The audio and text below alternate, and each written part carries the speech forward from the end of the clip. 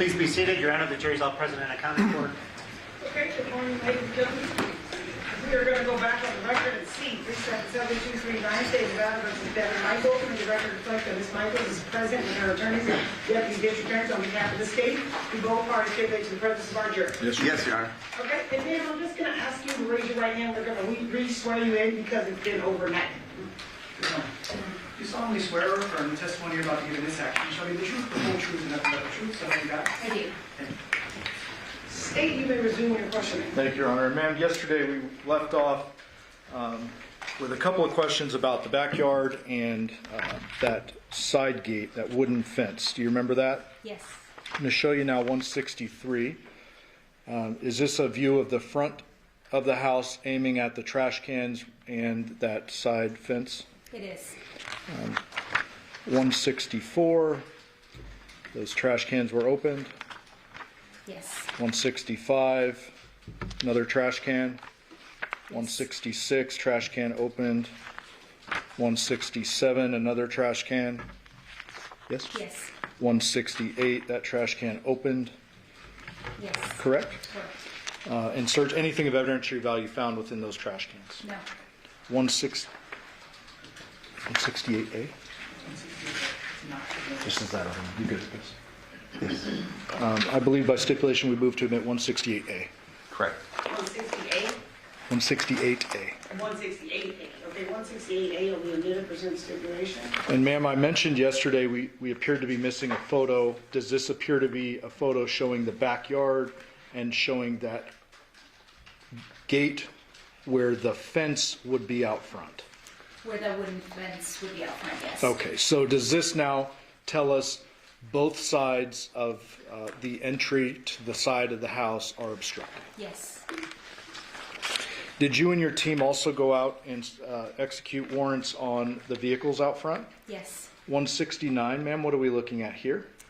That is a photograph of the victim's truck and trailer that was parked out front of the house.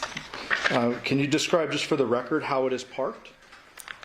It's parked, I'm sorry, I don't know directionality, but it's just parked along the street right in front of the Okay, house. parked, I guess, wrong way on the street. Correct. And the trailer appears to be hanging out into the street a bit. Yes. 170. Did it appear that the moving trailer portion was somewhat empty, Yes. other than a blanket or something? Yes. 171, just another angle of that. Correct. 172, documenting the license plate, if you could read that into the record. 399ZUK. 173, is this the bed of the truck? Yes. Obviously searched at some point. Yes. Anything of evidentiary value found within the trailer or the bed of the truck? No. The inside of the truck, was it also searched? Yes, it was. 174, is that a side angle of the truck? Yes. A couple of American flags sticking out the back. Yes. And then there's a bunch of photographs of different angles of the exterior of the truck. Is that fair? Yes. I'm not going to show them all to you, but you would agree with that? Yes. I'm going to show you one more, 180. Just a better angle showing the empty moving trailer, or moving trailer except for that blanket and a piece of wood or something. Yes. 181. What are we looking at here? That's the interior of the truck. Front seat. Yes. 182. Back seat. Yes. Anything of evidentiary value found within the truck? No. In addition to the truck, was there a little blue sedan parked out front? Yes. A little Nissan Sentra. And was that searched as well? It was. 185, is that the Nissan? Yes. 186, rear of the Nissan. Yes. Looks like a temporary tag, Yes. 2010 date on it. Yes. Can you read the plate into the record? Sure. 1E67224. And that vehicle was searched as well? It was. 188, front seat. Yes. 189, back seat. Yes. 190, trunk. Yes. Appears that there's a bunch of random materials as though maybe someone was packed? Yes, it was full. Anything of evidentiary value found within the Nissan? No, And I'm assuming that when you're referring to evidentiary value, that would include anything related to blood. correct. So let's go back inside the residence just briefly. I'm almost done with you. Okay. 193, we showed this yesterday, but this particular dog door, did you say was it impounded under our vent number? Yes, the cover was, yes. And you mentioned some latent print processing. 194, what are we looking at here? So that's the door that's leading from the laundry room into the garage, and that was also processed for latent fingerprints.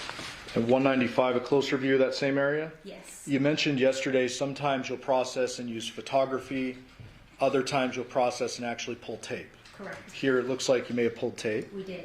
And want to ask you some general questions about fingerprints. Sure. Fingerprints are an artifact left behind when someone touches something, correct? Correct. And there's latent ridge detail that could be matched potentially to a known fingerprint, correct? Fingerprints don't tell you anything about timing, No. right? That could have been left there a day ago, a month ago, a year ago. Yeah, it's very, very difficult to establish a timeline for a fingerprint. Okay, and if someone is a known occupant of a home, you would expect their fingerprints to be in their home.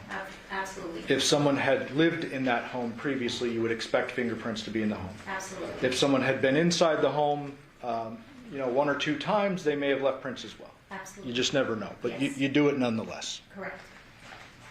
I'm going to go back to the body a bit, and I'm going to put these cameras up on, these photos up on the screen for the cameras. 208. Is that John once the cover was removed from his body? Yes. There was a suggestion yesterday that maybe the decapitation occurred at a different location, and his body was moved to this location.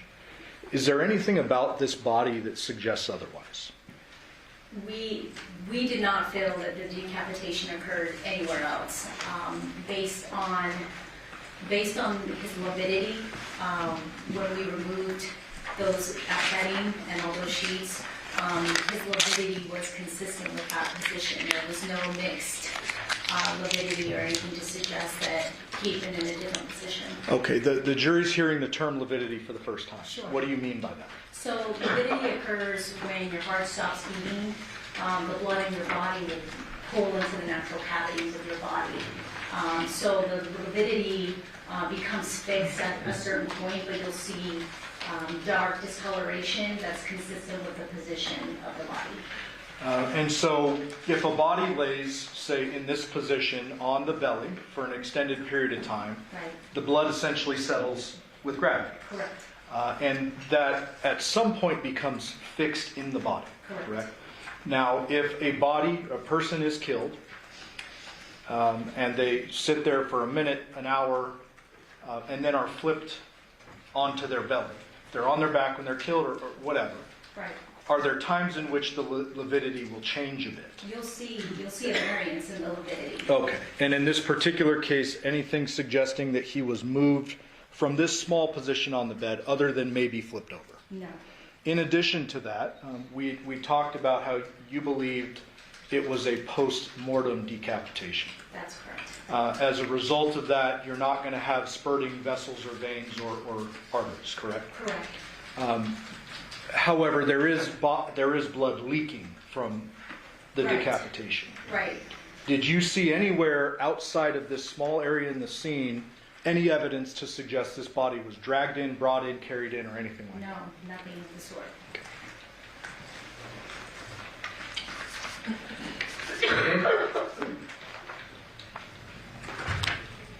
Showing you 212. Now that the cover is removed, can we see more of those what appeared to be chemical burns? Yes.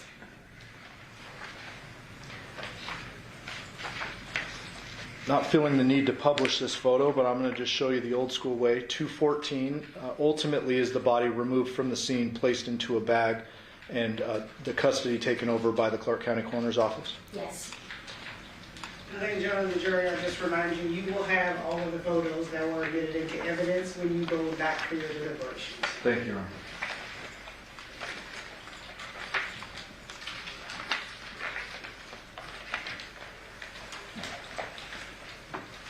Was the scene documented after John's body was moved? Yes. Showing you 220. Describe now what we're looking at.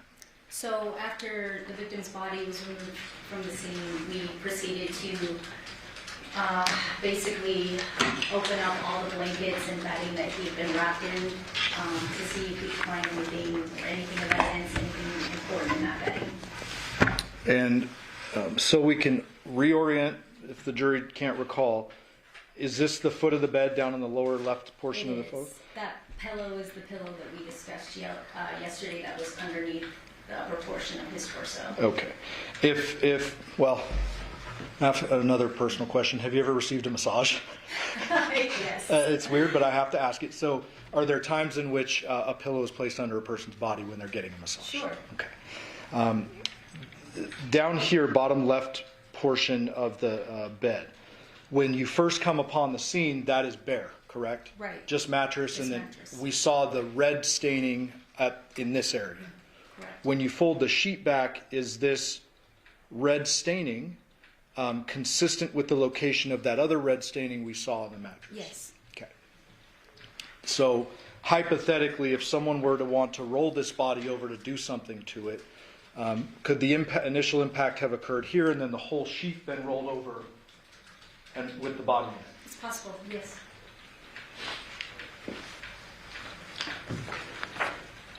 .221, another angle just showing kind of now we're peeling the layers a bit or getting different angles of the layers. Yes. .222, is this the remnants of the pillow and the blanket that were underneath where John's head should have been? Yes. I'm sorry, Counsel, which exhibit is that? The number? .222. Thank you. You're welcome. .223, what is this? That's a towel that was found towards the head of the bed. Okay. And now it's just been laid out for documentation? Correct, yes. .225. Are we now seeing the white comforter kind of spread out? Yes. And a couple of blood spots in corresponding corners on the top? Yes.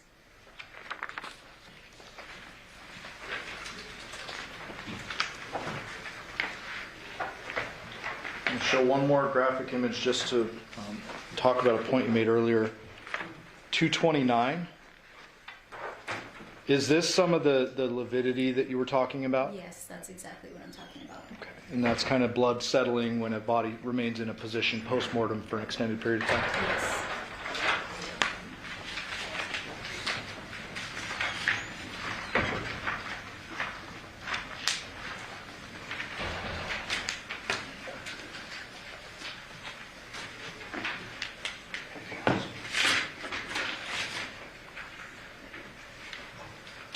One last question. Did you observe any bleeding injuries to the victim's hands anywhere? None. Thank you. I'll pass the witness. Mr. Benz? Charles? Thank you.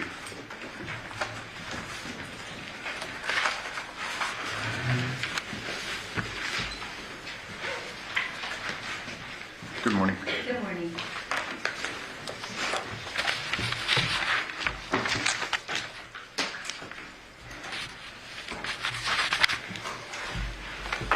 We'll just start with the last part of your testimony, address some of the testimony that you gave yesterday.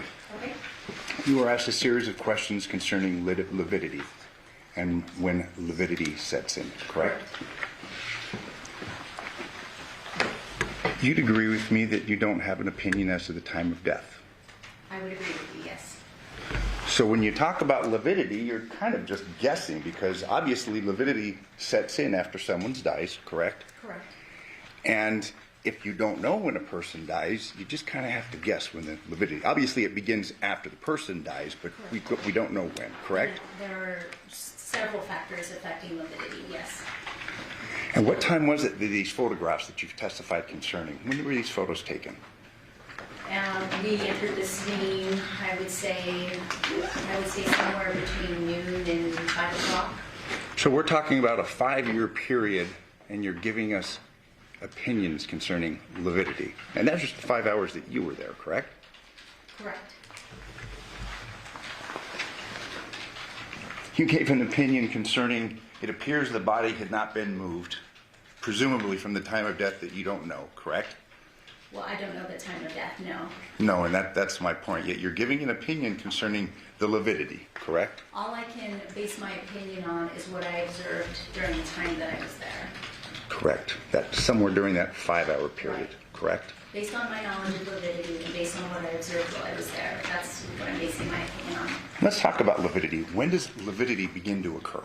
I'm not a medical examiner, but I'm not comfortable answering exactly when it sets in. Thank you, and you're making my point. So it's pretty tough to say that this body stayed in that same place based upon the lividity and based upon my observation of it, correct?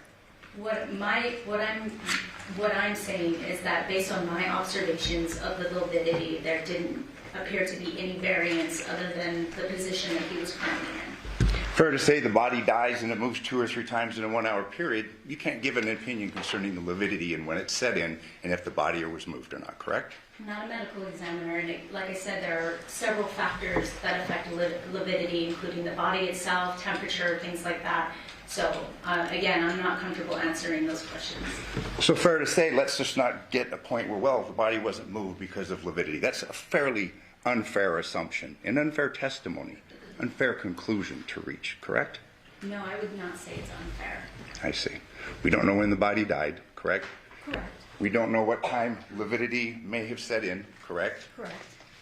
But nonetheless, you're just going to testify and say the body wasn't moved. Lividity evolves. Correct. Lividity evolves, and at a certain point, it becomes fixed. And again, there's a lot of factors involved. So again, all I'm basing my testimony on is what I observed while I was there. Okay. During the 5-hour period, correct? We were there longer than 5 hours. Yesterday, you had given testimony that based upon what you saw and the evidence you collected, you had an opinion that it was there on the bed. This gentleman died, correct? Correct. You testified that there wasn't any signs of struggle. Correct. Fair to say there could have been a struggle somewhere else and the body wound up on the bed. You can't give an opinion, correct? No, I can't. You testified yesterday that we, and presumably that's you and other crime scene analysts, or who else? You said we a number of times, like we hypothesized that about him, the body being rolled. Who was we? Members of my team, members of detectives who were also there. We did a lot of discussing as a group, as a team. And when you talk about hypothesizing, is it kind of like in a scientific sense where you reach a hypothesis and then test it? We don't, that's something that we can't really test, but based on our observations and evidence at the scene, yeah, we potentially come up with theories on how blood stain patterns could have occurred. That's very common. Okay. But getting in too, we don't know the time of death, No. based upon your testimony, No, do we? We don't.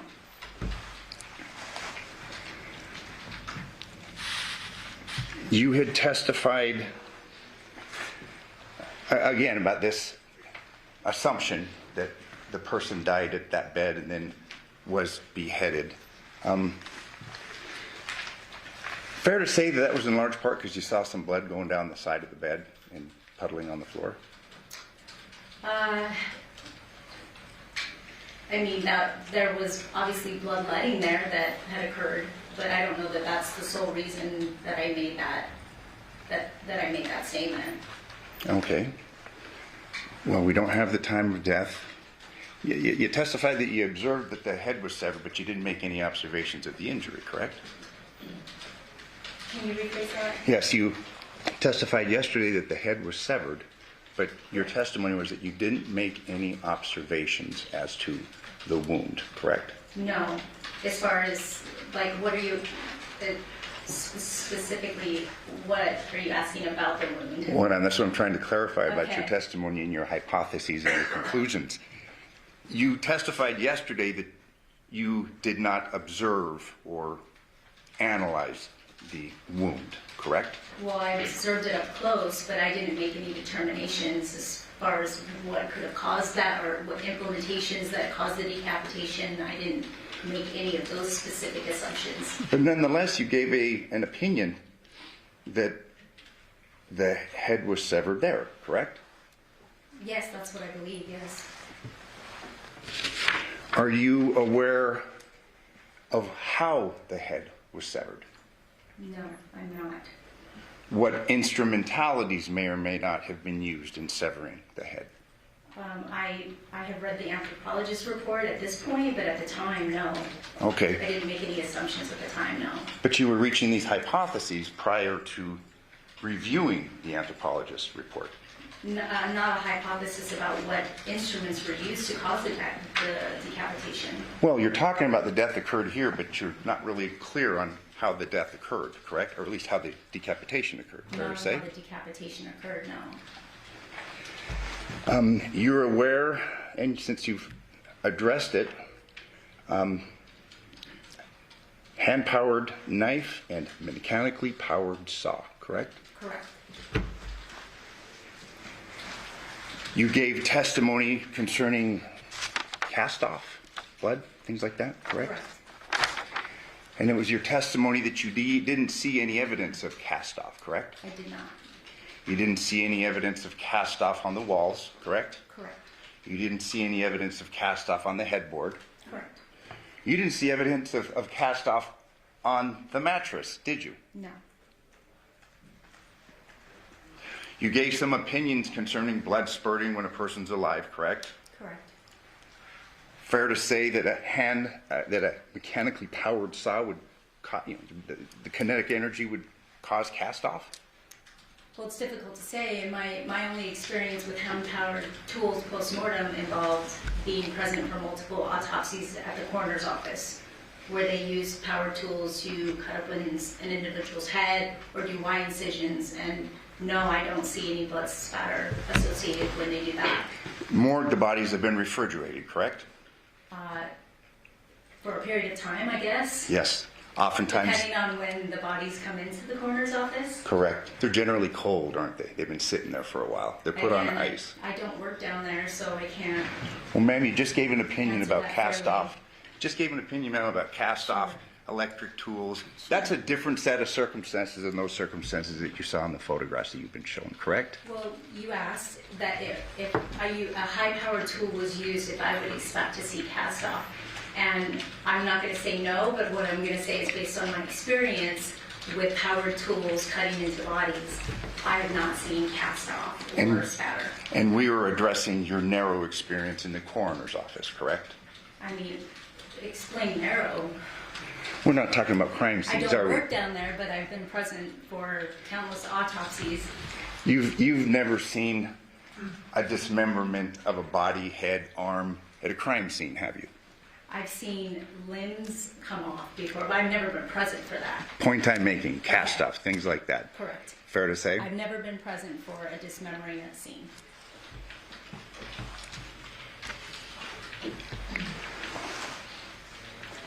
You had given opinions, and are these all the exhibits right here?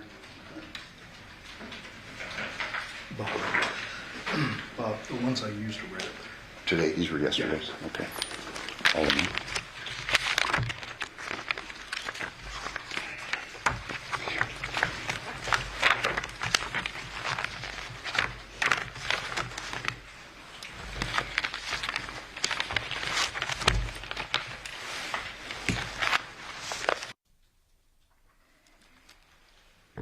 Let's take a look at states.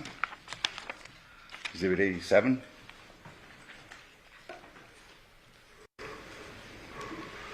Body on the bed. Correct.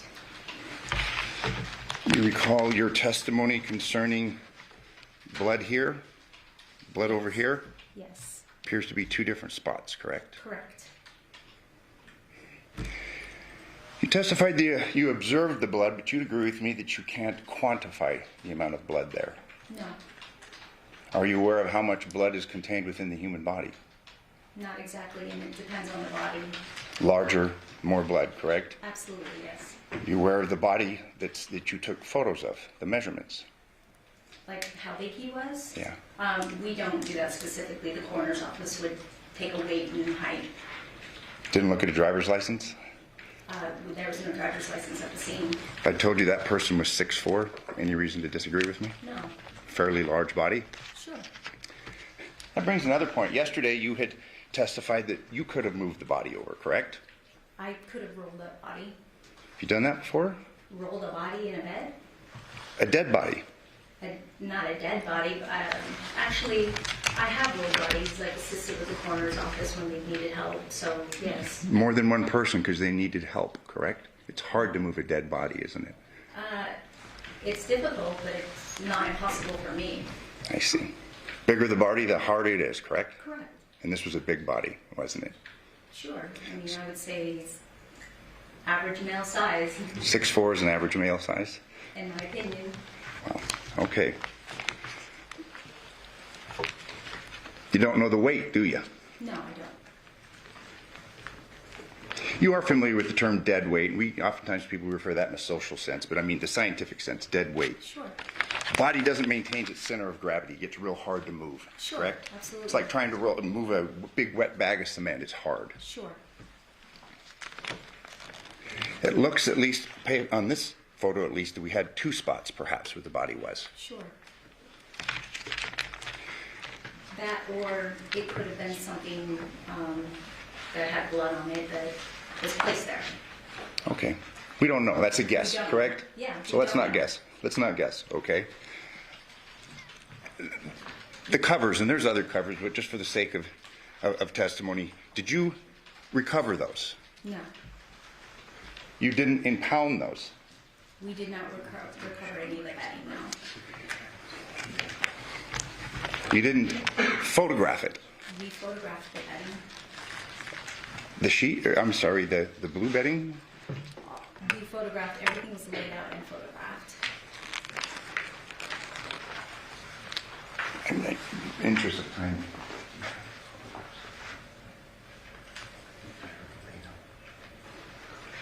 The colors, yeah, it's in that. Is it missed? Yeah.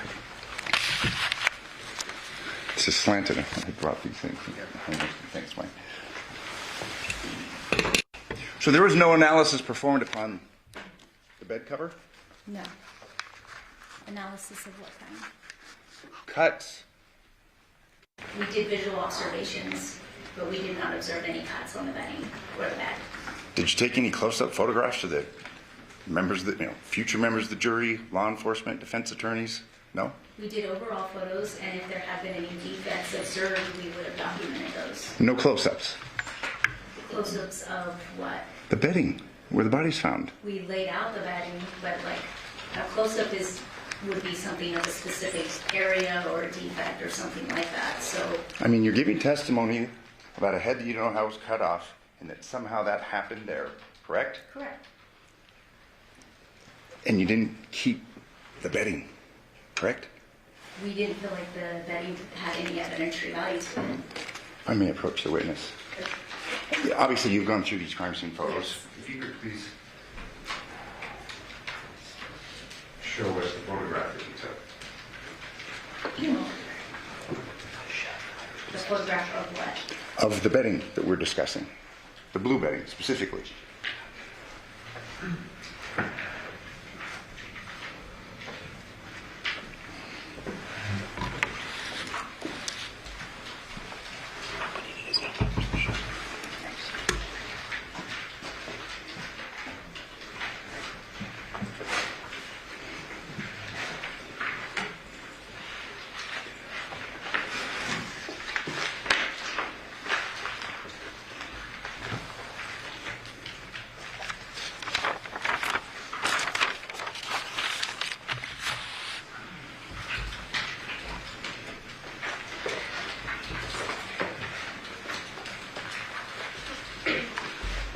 Can you keep these in a certain order?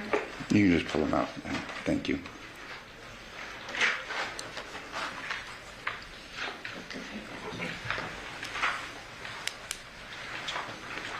All of these contain overalls. Are you specifically referring to the blue comforter? Yes. Okay. Of course, Sure.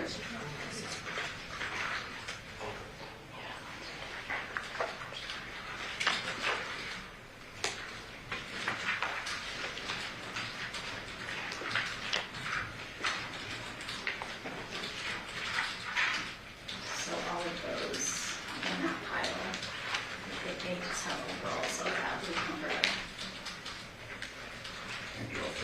Sorry, it's a little bit of a mess.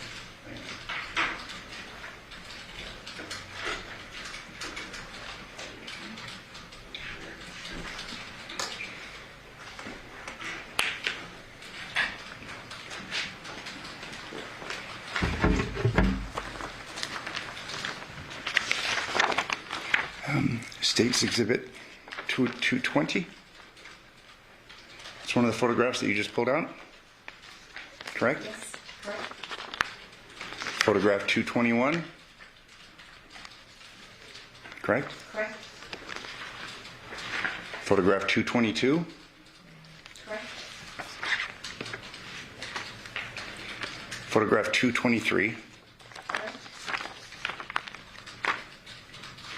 photograph 224. Correct. No close-ups, correct? Again, like close-ups of, The fibers, I mean, to say cuts. I mean, obviously, we now learned that a power saw was Correct. used, correct? correct. No close-ups of And again, we visually observed every item on that bed. With a magnifying Every glass? piece of bedding, the towels, everything, the pillows, everything that was on that bed, and we didn't observe cuts or defects on any of those items. So you got a head that's cut off with a saw, and it didn't leave any marks. Power saw. Fair to say? We did not observe any defects. It's your opinion that's where the head was cut off. Correct. 226. Same thing, correct? No defects. Correct. In fact, in these photos, we don't see any kind of cast off, even minor cast off, correct? No. On the bedding, no. Not on the bedding, and that's where the bed was found, or that's where the body was found, correct? That pillow underneath.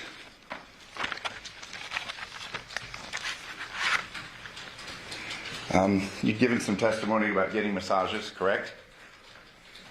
About getting massages? Sure. Yeah, Yeah. getting correct? Yes, Head usually goes on the pillow, correct? I guess. Fair to say, I mean, in your experience, since you gave an opinion concerning that, when you're getting a massage, your head's on the pillow, correct? Well, I mean, most massages, there's really not a pillow. You put your head in a headrest Well, on a you massage talked, table. and that's the point I'm making. You gave an opinion about a pillow and a massage just a few minutes ago, correct? Correct. All right.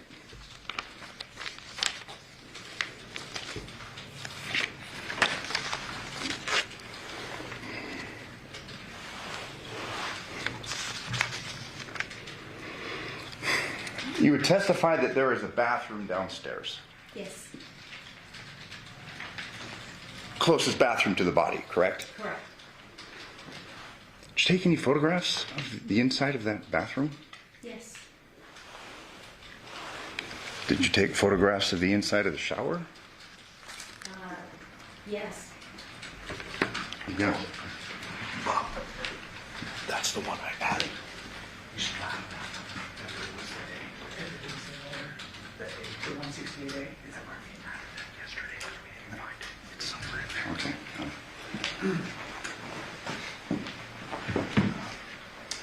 It's on the list.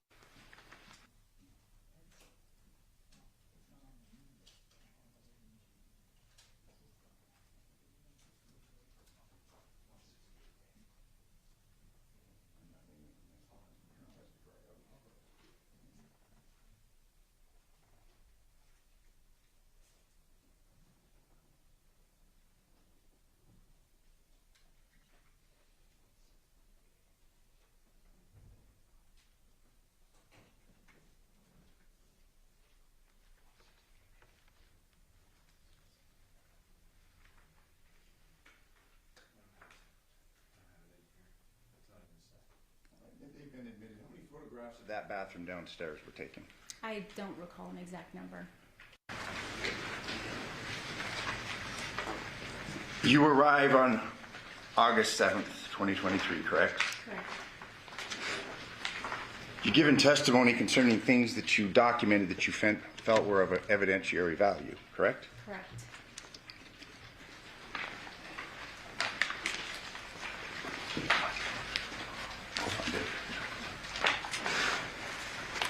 Fair to say that you go in, you're taking photographs, but you're not perhaps aware of all the facts and circumstances that may have given rise to the murder charge or the death, correct? Correct. So you kind of go in there, you do the best you can, but you may not have all of the evidence or all the necessary facts to make appropriate decisions as to what is of evidentiary value. We do the best we can with the knowledge that we have at the time, yes. Yesterday you gave an opinion concerning a ring, correct? Not an opinion, I was asked if we located a ring in a trash can, and I said no. Okay. You didn't inventory what you found and what you didn't find, correct? In the trash cans? Yes. We photoed like the interior of those trash cans, but we didn't write down everything that was located in those trash cans. And that's been provided? We have all the photographs of all these trash cans and their contents? I have the photos that I reviewed that I was presented with when I got here.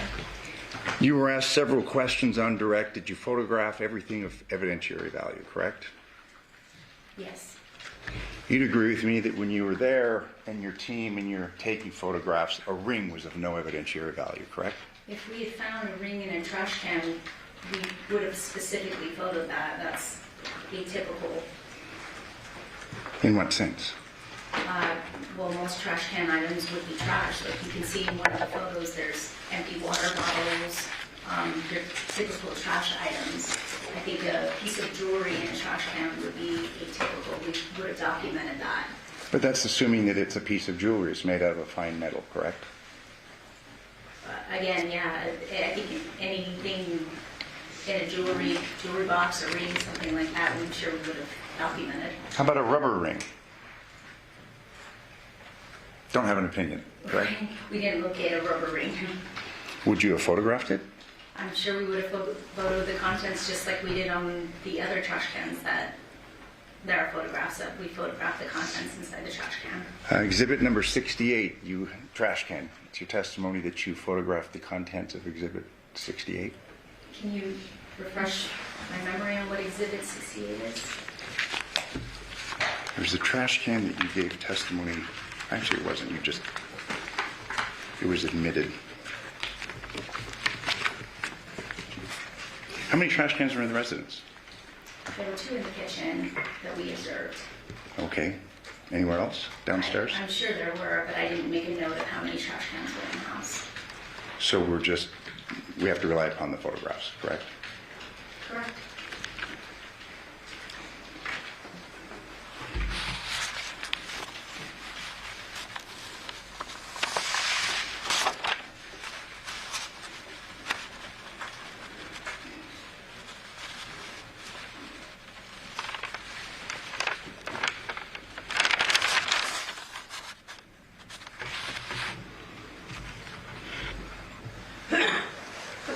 The blood that was, the drop, there was cone number 1. Do you recall the testimony concerning that?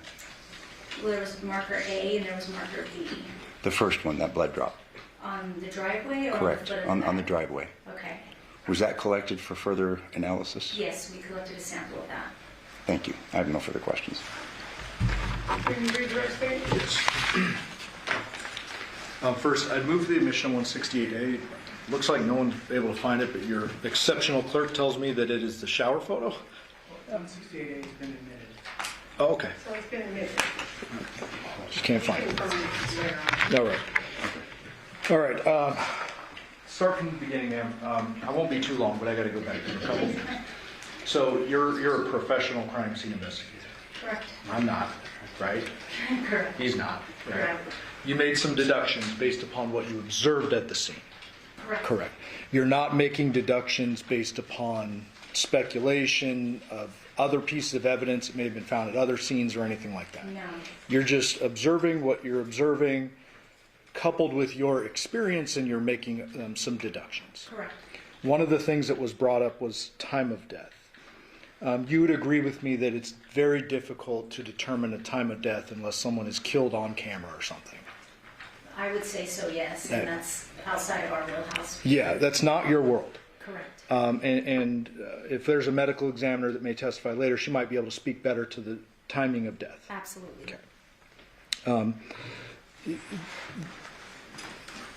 Understanding you can't really gauge time of death, there are ways to narrow down time of death in the real world, right? Right. Like if someone's alive and smiling on a video, you know they're not dead at that point. Absolutely. If a mom sees somebody downstairs or hears somebody or whatever, they're not dead at that point, presumably. Right. Okay, so there are ways to narrow it that may not deal with your world of just looking at the crime scene. Yes. Okay. There was a line of questioning about how the murder occurred, cast off, and this mechanically powered saw and all this stuff. So I want to clarify something. I would hope you've never been present for a live person being dismembered. No, I have not. You have been present during autopsies. Yes. And autopsies are clearly post-mortem. Correct. And you deduced from this scene that this was a post-mortem decapitation. Yes. Okay. And so in the autopsy setting, if the coroner, I don't want to get too graphic, but I mean, they use some heavy-duty tools sometimes. Yes. And when they're using mechanical or mechanized saws, you're not seeing blood spray, No. spatter, or anything like that. No. Okay. So that's the decapitation portion. Right. Talking about the actual fatal blow or blows, Okay. did you see anything in the scene that suggested a gun was used? No. Did you see anything in the scene that suggested an item was used multiple times? No. What would you expect to see in a scene if a head blow is done multiple times? That's where you would see various types of bloodstain pattern. Okay, and that would be cast off or spatter or whatever. You would see multiple impact patterns, impact bloodstain patterns. Would you expect to see cast off if there is a single blow? No. There was a discussion about John's size, and I don't want to get too morbid, but you can't estimate his height when he's missing his head. Correct. Right.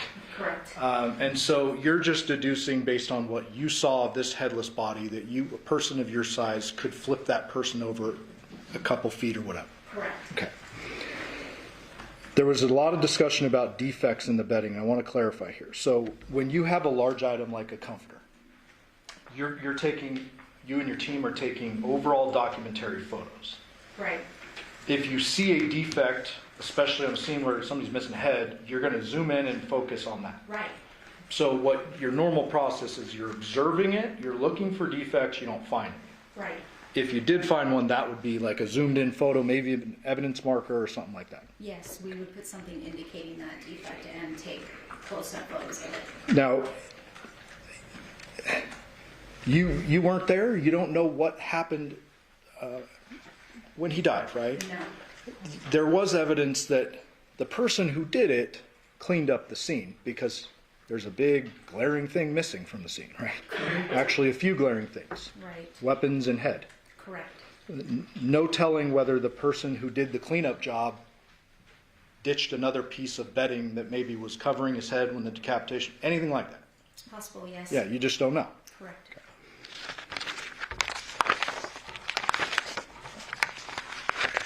You mentioned that there was no ID found No. because Mr. Draskowitz asked you about his height and weight and look at his driver's license. You said no. No. And that reminded me, I don't know if I asked you. Did you find any car keys in the victim's room? No.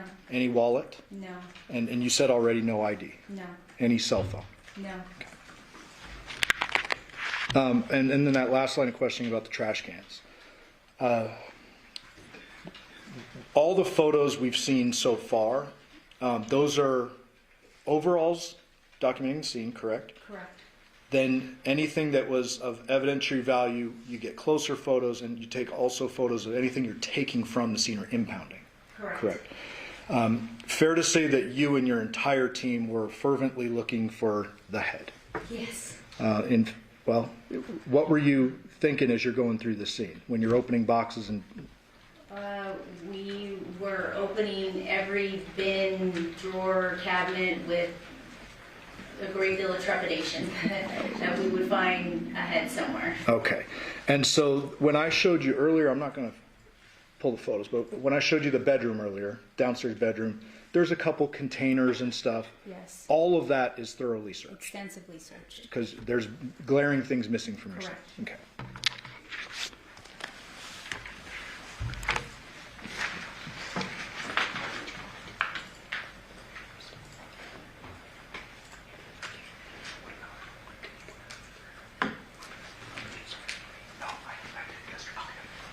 All right, thank you, ma'am. We'll pass the witness. Any follow-up, Mr. Jeffrey? Yes, thank you. Based upon those questions, primary focus, you're looking for a head. Weapons, correct? Correct. If there'd been any defects to the bedding, to the sheet, to the mattress, to the pillow, you would have photographed it. We would have photographed it and we probably would have taken it. Thank you. No further questions. Any follow-up statement? No, Your Honor. Ladies and gentlemen of the jury, have any questions for this witness? Okay, seeing no response, ma'am, you are excused. Thank you very much for your testimony here today. Can you call your next witness? Nicholas Pappas.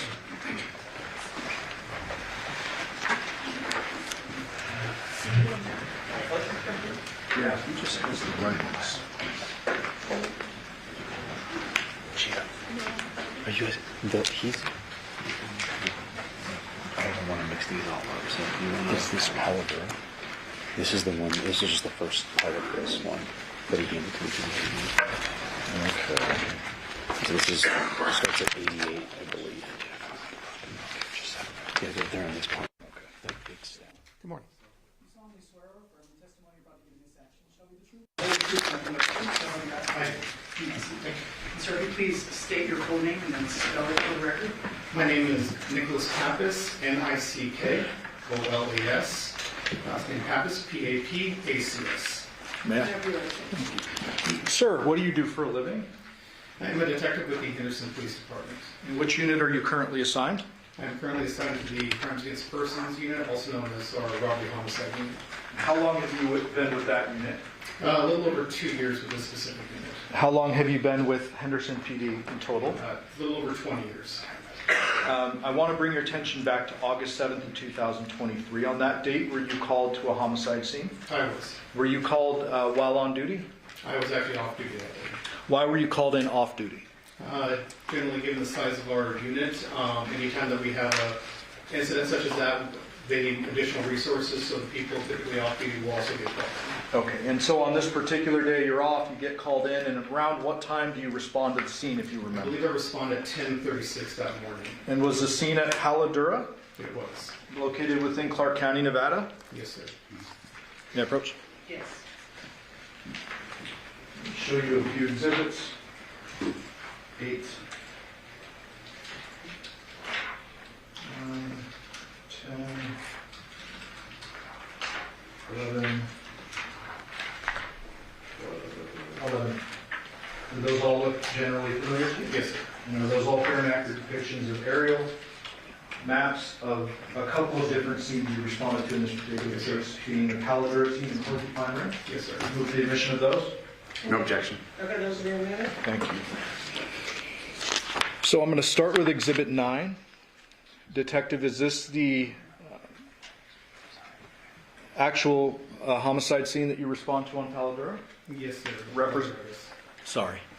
Represented by a little red flag? Yes, sir.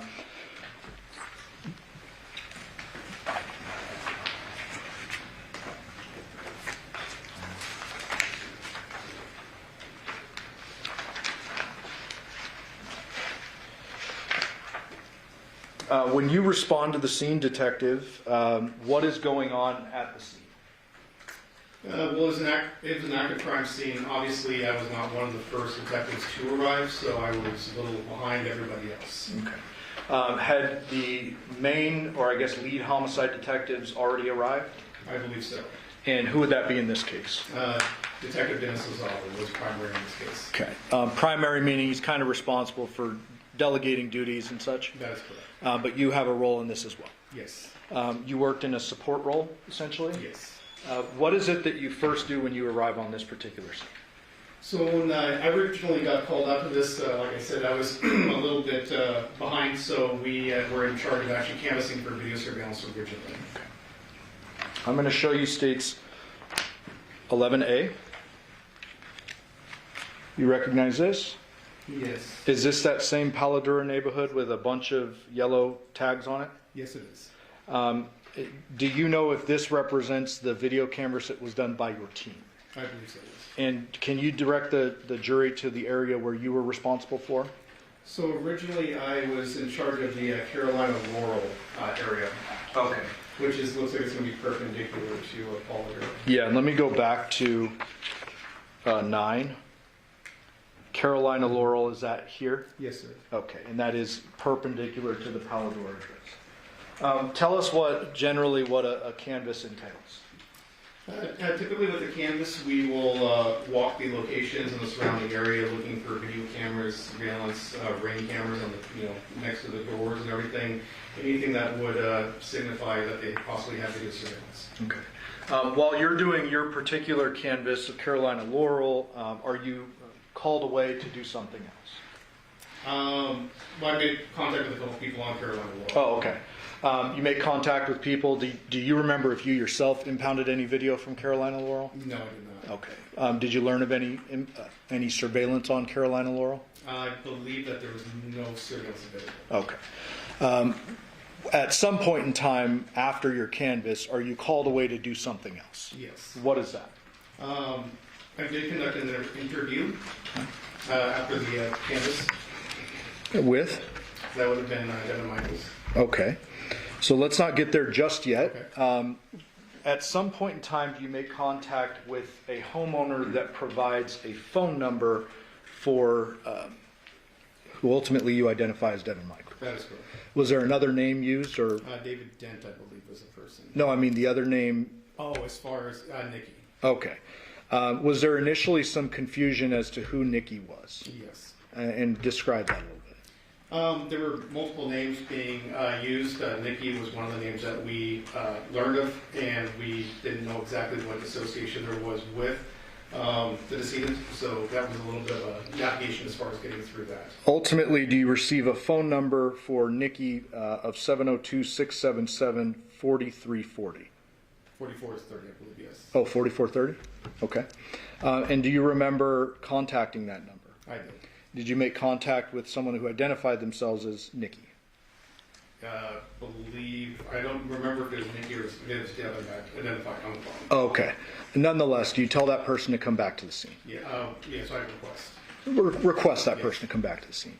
And that person does arrive? Yes. Do you see that person in court here today? I did. Can you please point to that person, describe something she's wearing today? She's sitting across over here, looks like wearing a purple blouse, and I can't see the actual pants. Would the record reflect identification of the defendant? Thank you.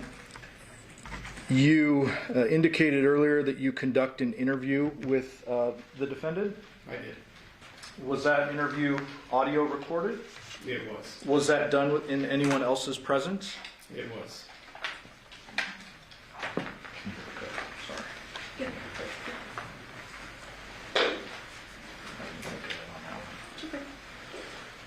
Who else was present for that interview?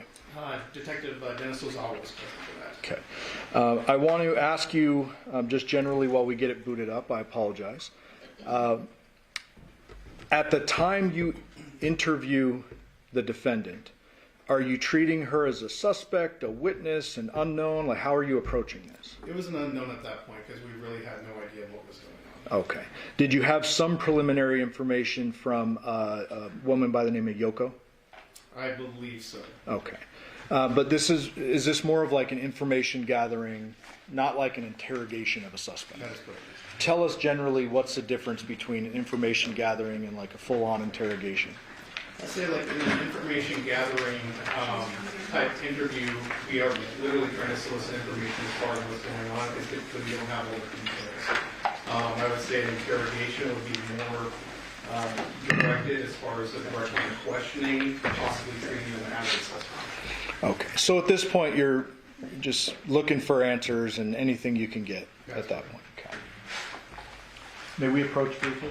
Yes.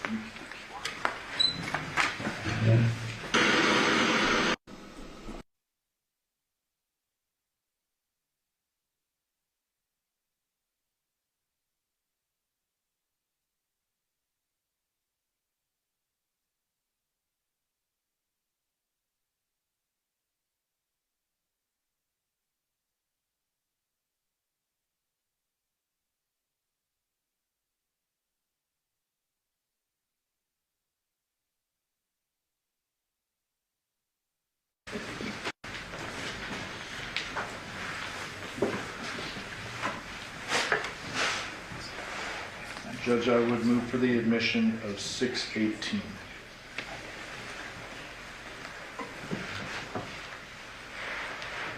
I'm sorry? I would move for the admission of 618. Are there any objection to 618? No objection. Okay, that'll be admitted. May we publish? Yes.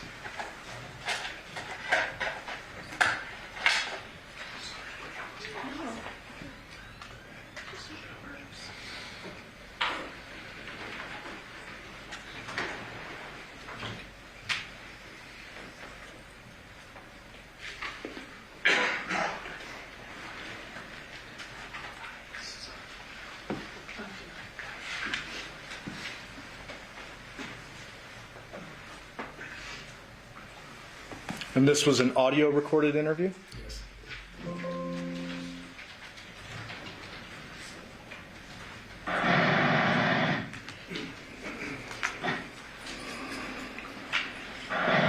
Today is August 7th, 2023, approximately 12:11 in the afternoon. My name is Michaels out, badge number 1531. Also with the area interview is my partner, Detective Mathis, key number 1505. And we're here speaking with Mr. Canada. Devyn Michaels. And we are here in reference to BTR 23-15229. We're in my detective vehicle parked here in 2698 College River Garage. So, yeah, I know like this vehicle already told me that Johnathan was found deceased this morning. Okay, so Detective, we're going to pause that 46 seconds in. Judge, we have a bit of an echo going. May I inquire if the jury can actually hear what's being said? Are there any issues? Okay. Thank you. As well as, please remember, ladies and gentlemen, you will have this recording with you because it's been admitted into evidence, so you will have it for your review during the deliberation.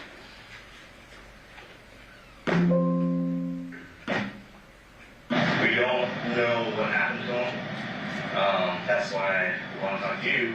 See, I know you were here last night. You guys are like trying to move out of the house and move back to your place across town. Yeah. So if you guys go over the last time you saw him yesterday, your guys' conversation, anything that you think is important for us to know. As of right now, like I said, we don't know anything. You know, we just need to find out and start putting things together to figure out what happened. We spent the whole day together yesterday. We did the girls' school shopping, clothes, supplies. We loaded up the truck and we took it to my house. Unloaded it, came back here, was loading more things up. That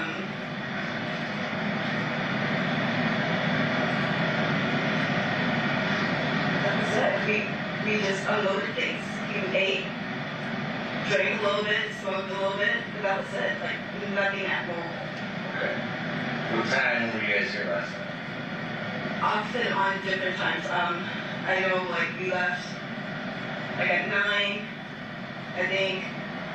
Got back, I think, at 10. And then I know I left, but I'm not sure what time. I was talking to Yoko, so she would have an idea of what time I left. So last time you talked to Yoko was after you talked to Yoko last night, Was when you left or after that? shortly after that, yeah. Okay. Because she was cleaning up and I was cleaning like the bottles and stuff like that up. Okay. And who was home at that time? John, myself, Yoko, and Yoshida. Okay. And then last night when you talked to Yoko, you don't remember what time that was last night, or was it this morning? It was like midnight, 1 o'clock, I think. Okay. Do you remember your conversation with her? Yes. What were you guys talking about? We were talking about John owing her money, and she said he owes her like $200. We were talking about Andrea coming back. I know John's trying to get out before Andrea came back. And I left the keys for her for Andrea. When was she supposed to come? We don't know. John said it was going to be any day because she has to pick up the car before the 16th. So we know she's like supposed to be soon. Soon, meaning within between now and the 16th? Yes, sir. So we don't know if she was coming today, Yes. nothing like that. He just didn't want to be here when she got back. So we were kind of rushing to get everything moved. The majority of his stuff is at my house right now. Okay. And then you guys were moving stuff back and forth yesterday. To your place. What's your address? 5510 Porcupine Road. 5510. How do you spell that? Porcupine, Porcupine, Ram, R-I-M. And is that in Vegas? Yes, You know the zip? 89130. How do you spell your first name? D-E-B-Y-N. Last name? Michaels. Your date of birth? 42878 And your phone number? 702 677 4430. Okay. So you're moving stuff back and forth to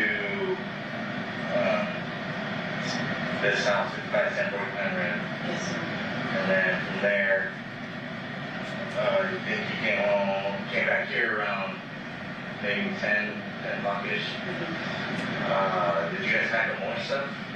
Yeah, I put more stuff in my truck, and then I went and grabbed my daughter's prescription, and I went home. Okay. But you said that John was drinking when you guys got back the last time? Yes.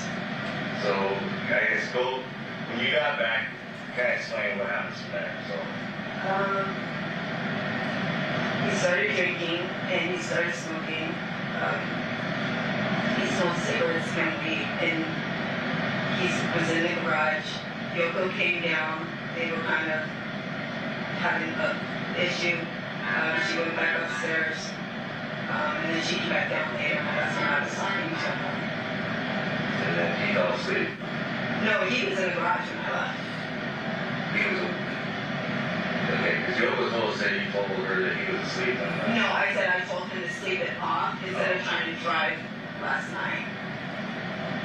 So when you left, he was still awake Yes, and then working. And what was he doing in the garage?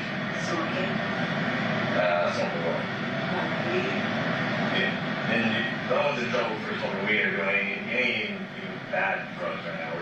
We're worried about trying to figure out what happened to Johnathan. Okay, so don't leave anything out just because you think it might get somebody in trouble. Okay. It was just weed. Okay. Does he do anything else? You know? No, sir. I know he smoked cigarettes and weed. I know he has drinking. He was drinking Jameson last night. I was cleaning everything up before I left. So he's in the garage, say he's just smoking, and then you finish packing up your stuff and then you take off. Yeah. That's the last time. You guys text each other or call each other? I've been texting him all morning because today was the first day of school, and he was supposed to come down to help me with the grocery register. When was the last time you talked to him last time over the phone? Like text or call? No, last time I talked to him was face-to-face. Okay, so you didn't text him when you got back to your place saying, hey, he didn't try texting you? I texted him, you can have me phone records.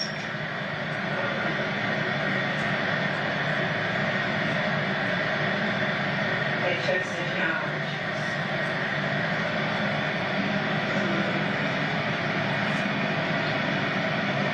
Hey, this was 4 this morning when I was up trying to get the stuff for the girls ready for school. And I was saying, like, I can't find anything. And then I've just been calling and texting and I haven't heard anything. Okay. So,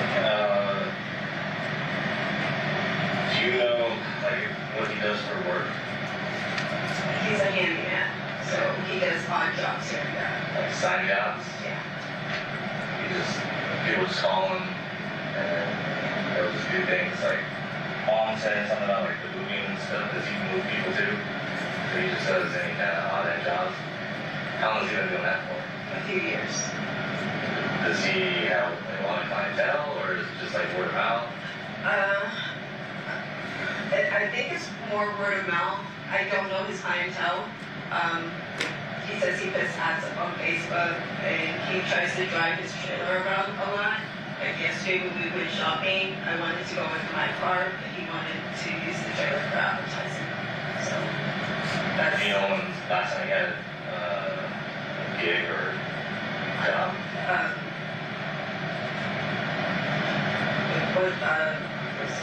Friday. He did something on Friday. I don't know. He was moving somebody's stuff. That's the last job that you know that he's done? Yes, sir. He texted me for it. I don't know who it was for, but he told me how much he made and everything.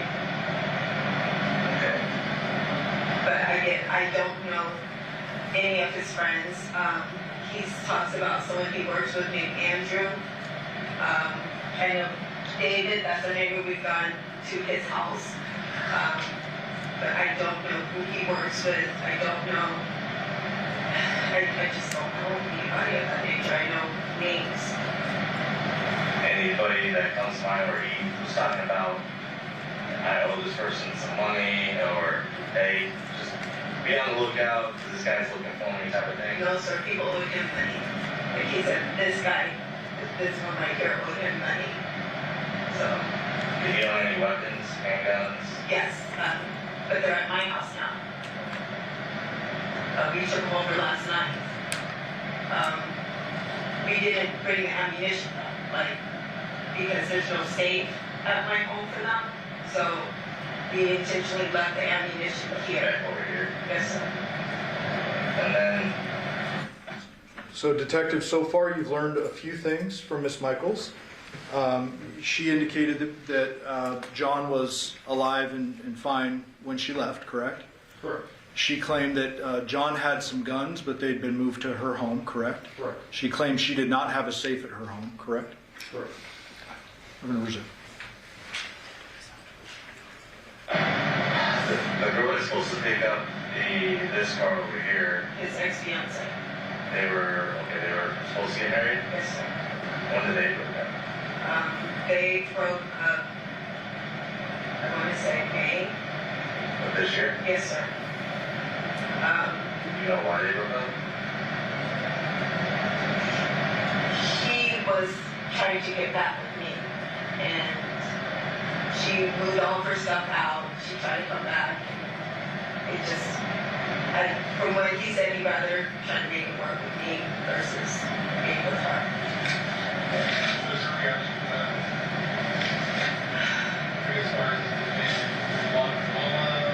He says that she's been trying to text him and he hasn't been answering. So. She did show up one time, like out of the blue, because I came here to take the girls to school, and she was here, and we did not expect it. But that blue car, she's supposed to be driving back to wherever she's at. But I don't know. I think it's Utah, but he said she's coming because it has something about the 16 on it, like the tax or something.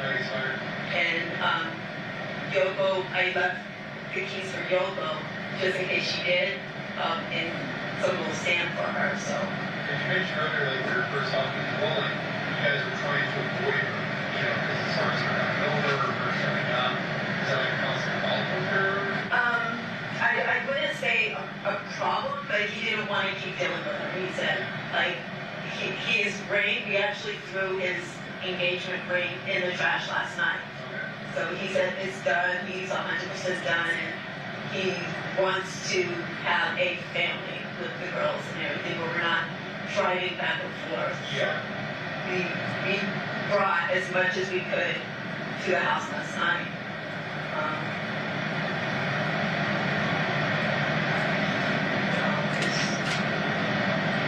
Like literally, we were doing this last night to get her out of the house. Have you seen any text messages she sent him or anything? No, sir. He just said that he was done, and I just kind of took him at his word. And she wasn't willing to do that? I don't know if that was the case. I think, She was wondering, you know, like, no, I think she was trying to get back with him because her situation wasn't working out. Like she left with some other guy, and it wasn't working out based on what he was telling me. And he kept saying that she was reaching out to him, and then I think some girl named Melissa started reaching back out to him. the direct girl? Yes, sir. And he said she reached out to him on Facebook. What's Jonathan's phone?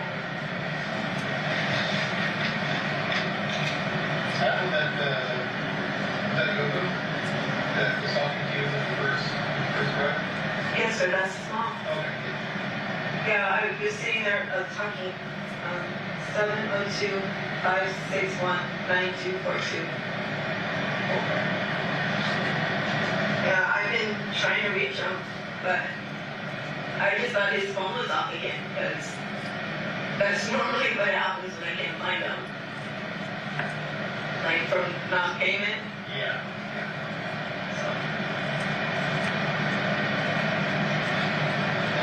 There's nobody that he's mentioned that has issues with him that you can think other than Andrea, who they had a breakup.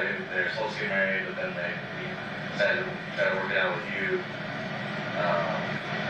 You said that she left with another guy, so it doesn't sound like she was too upset. No, he was saying that it wasn't working out where she was at, and she was trying to. Yes. Whether that's true or not, I don't know. I don't know if he was saying that just to kind of make me want him more, or what the situation is, but that is what he was saying. And then what about Anthea? She's the mother of Devyn. Yes. No, she lives in California. Does he talk to her at all? Nothing like that.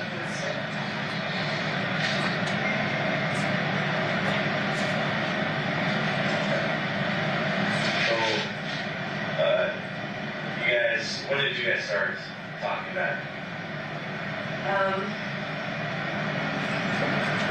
We started talking more, I would say, at the beginning of this year. Because I was coming down here to take the girls to school and things like that, and he was already saying Andrea was kind of on her way out. So, Okay. So the girls were living over here with Yoko and Johnson. Okay. When did they move back in with you? the day school got out. So around May. May 26th, 22nd. So they moved back in with you, and you guys are starting to work things out at that point. And then you guys have been off and on since when? No, we're not off and on. We're just trying to make a family work.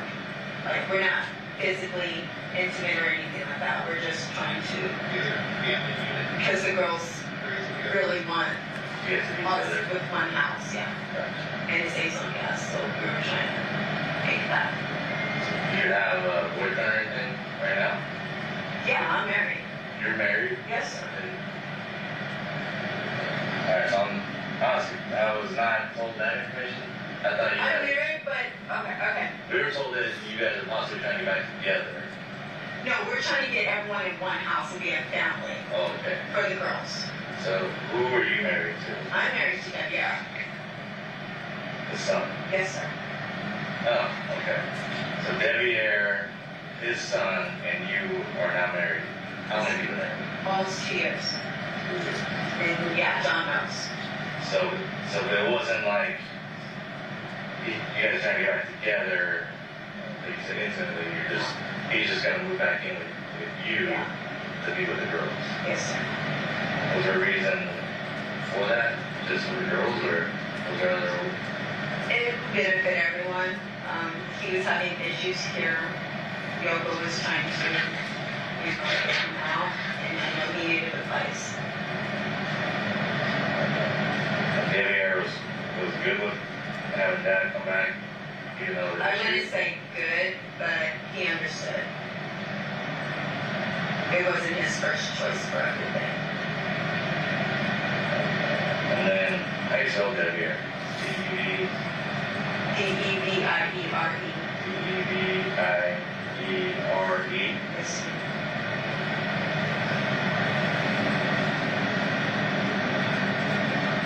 Getting that 2 years. Almost 2 years, yes. Has there been any issues with Devyn and Johnathan? Yes, sir. Like, they don't work together anymore, but they're not really. Did he used to work as like a handyman and stuff with them? What does Devyn do now? Installations for like security systems and stuff. Like camera and things like that?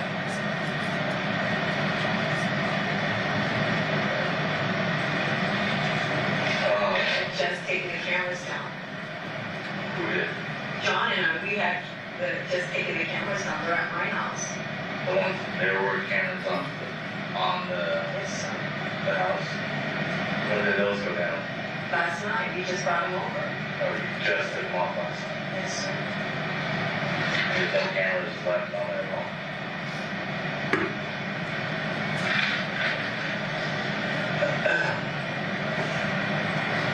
And then how many dogs are in the house right now that you know of? 4. And then are they typically, where do they usually stay? Here. I mean like in the house, like where, or Downstairs outside? in John's room. So they just all hang out downstairs in that. Is that considered a room? Like you walk down and there, That's where he sleeps. that's where he stays? Yeah. And they usually just stay all in there. Does he walk them outside at all ever? Or? Yeah. Yeah, he puts them outside. There's a patio door thing. So, yeah. A doggy door? Yes, sir. Does that ever get locked or do you just leave them outside? No, it gets locked sometimes, like when he's trying to eat and he doesn't want them. Coming in and out. Alright, let's see what it said. You and Devyn are married for 2 years. John was just going, moving back in with you guys. The girls, trying to keep the family together, and it was beneficial for everybody. You're saying because of the driving and things like that? Or Not saving the on? driving, it was just the girls really want us together. And I know it's kind of complicated for them to understand that I'm married to Devyn, so we were bringing John into the house just to kind of keep things. I know it sounds weird, but Economics and Do you have any kids with Devyn? no, sir, I can't have any more children. You're all having kids.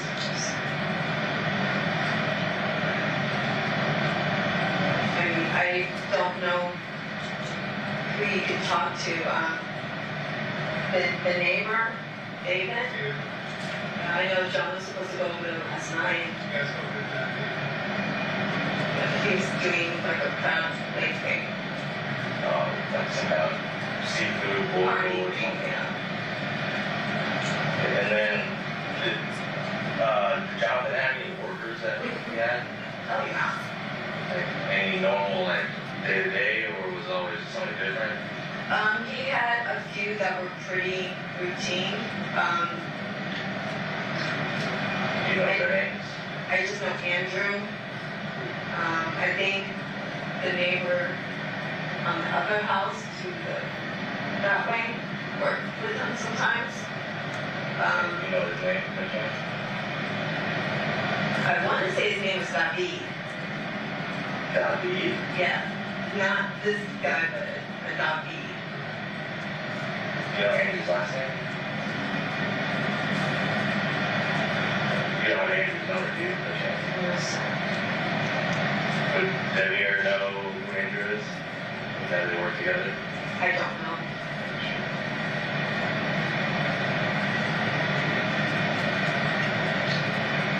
Because like when John texts me, it's usually, hey, I got this job, it's this, and this. So I have those. But they don't really have names on them or anything like that. When John goes to bed, is there like normal clothing that he wears, like pajamas? I don't know. I think he meant like when he sleep, there's just like shorts on, no shirt, or just like an underwear, boxers. The last time John and I shared a room, my daughter was 3 days old, my oldest daughter. So he used to wear boxers to bed. And that's it? Yes, sir. So, that sucks. I know it was a long time ago, but sometimes habits don't change, you know? I know he used to wear boxers. I don't really. That's all he just do the boxers, no shirt, and that's it. Yes, sir. When I left, he was wearing boxers. He had on, I want to say like black boxers on. Okay. Boxer briefs. Does John have any tattoos? Yes. Do you know where and what? On his arm, I don't know which one is which, but it says Oriental John. And then anywhere else? Do you know? On his left arm? One on each arm. I don't know Like which one. Oriental John. Yeah.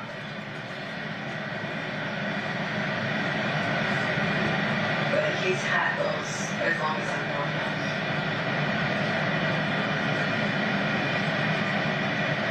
So you guys been moving his stuff out of here, or was it the girls' stuff? Oh, we brought all the girls' clothes and like the majority of his stuff last night. And how long have you guys been moving stuff out of the house? Last night. That's it. Yes, sir. He loaded everything up that he could and we just brought it over. Like, he made it as quick as possible.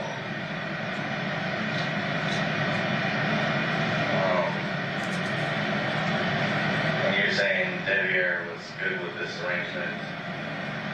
He was okay with it. I wouldn't say good is not his first option, but he understood. You're saying he understood Yeah. that it benefited everybody? Yeah, it wasn't like there was a lot of animosity about it. And The biggest problem was the dogs. when you guys were starting to talk to each other again, you and John, you say you haven't been into it together since, for how long? 2018. Do you know anybody else that you might have been dating, or Andrea? Everybody. He was dating Sarah, Andrea, Michelle. He was just like, when we separated, he was just Just going on dates like crazy. Yeah. So I don't know how many. He said he had 5 girlfriends at one time.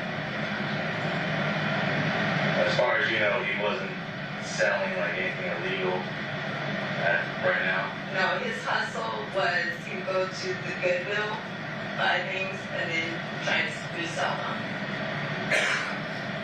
Off-road or something like that. Yeah, that's why, like, if you look in the backyard, there's a ton of bikes. So he just buys stuff. He would get, like, turf and just random things from his jobs, and then try to resell them. Like, it seemed like he was trying to do better than what he had been doing in previous years.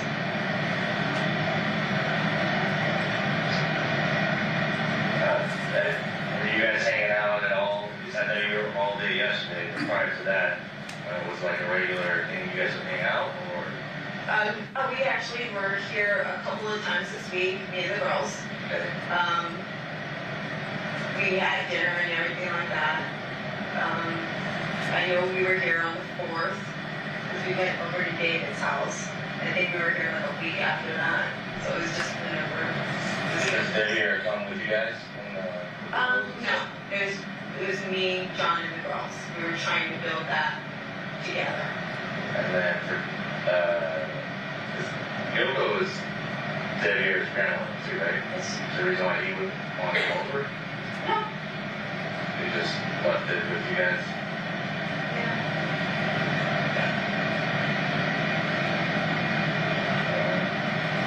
Any additional questions for the same practice?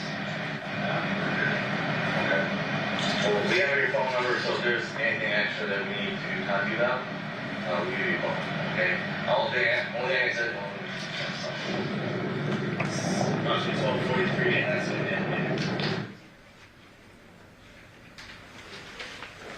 Shall I keep going? Okay, Councilor first.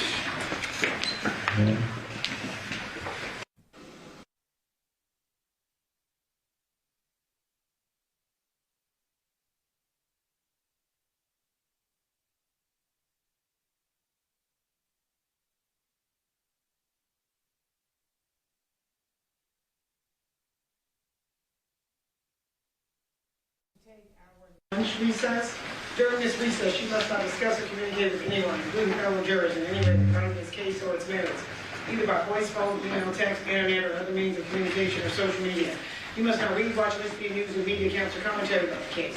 You must not do any research, such as consulting dictionaries, using the internet, or using reference materials. You must not make any investigation, test the theory of the case, recreate any aspect of the case, or in any other way investigate or learn about the case on your own, and you must not form or express any opinion regarding this case until it's submitted to you. Ladies and gentlemen, it's 1 o'clock. We'll be in recess till 2:15. All rise for the jury.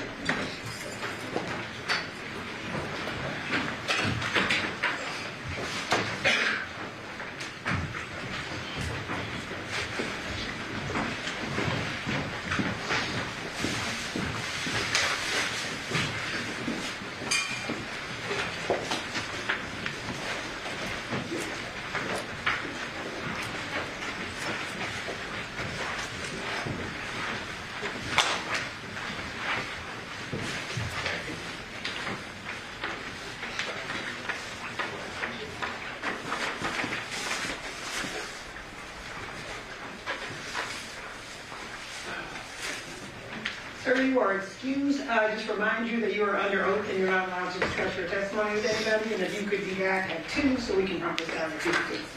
Okay, thank you. May the record reflect you're outside the presence of our jury. Today, has 11A been admitted? You showed it, but apparently we don't have it as actually being admitted.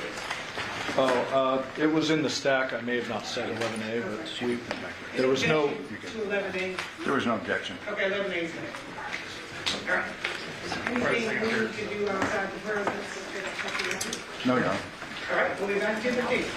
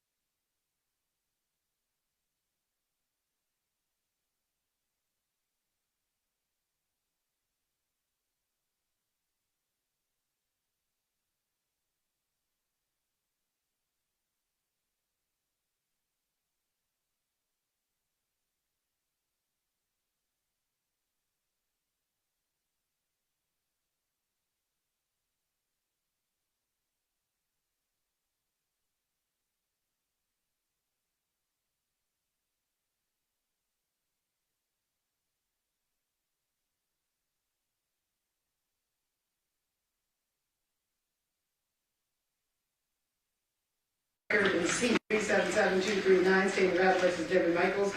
May the record reflect that Ms. Michaels is present with her attorneys, deputy district attorneys on behalf of the state. May the record reflect we are outside the presence of our jury. State.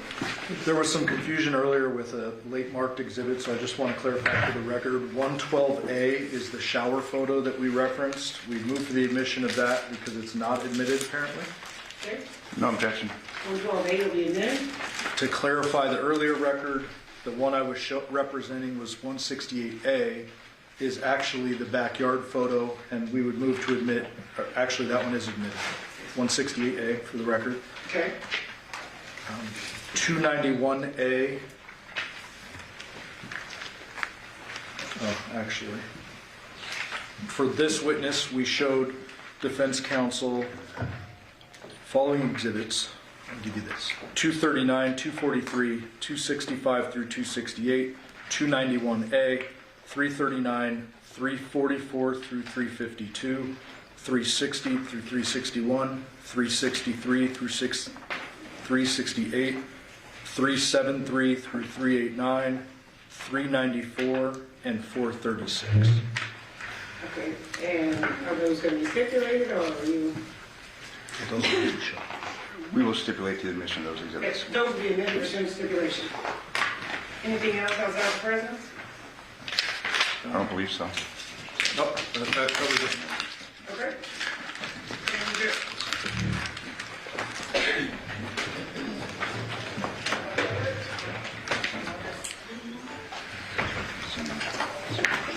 All rise for the jury.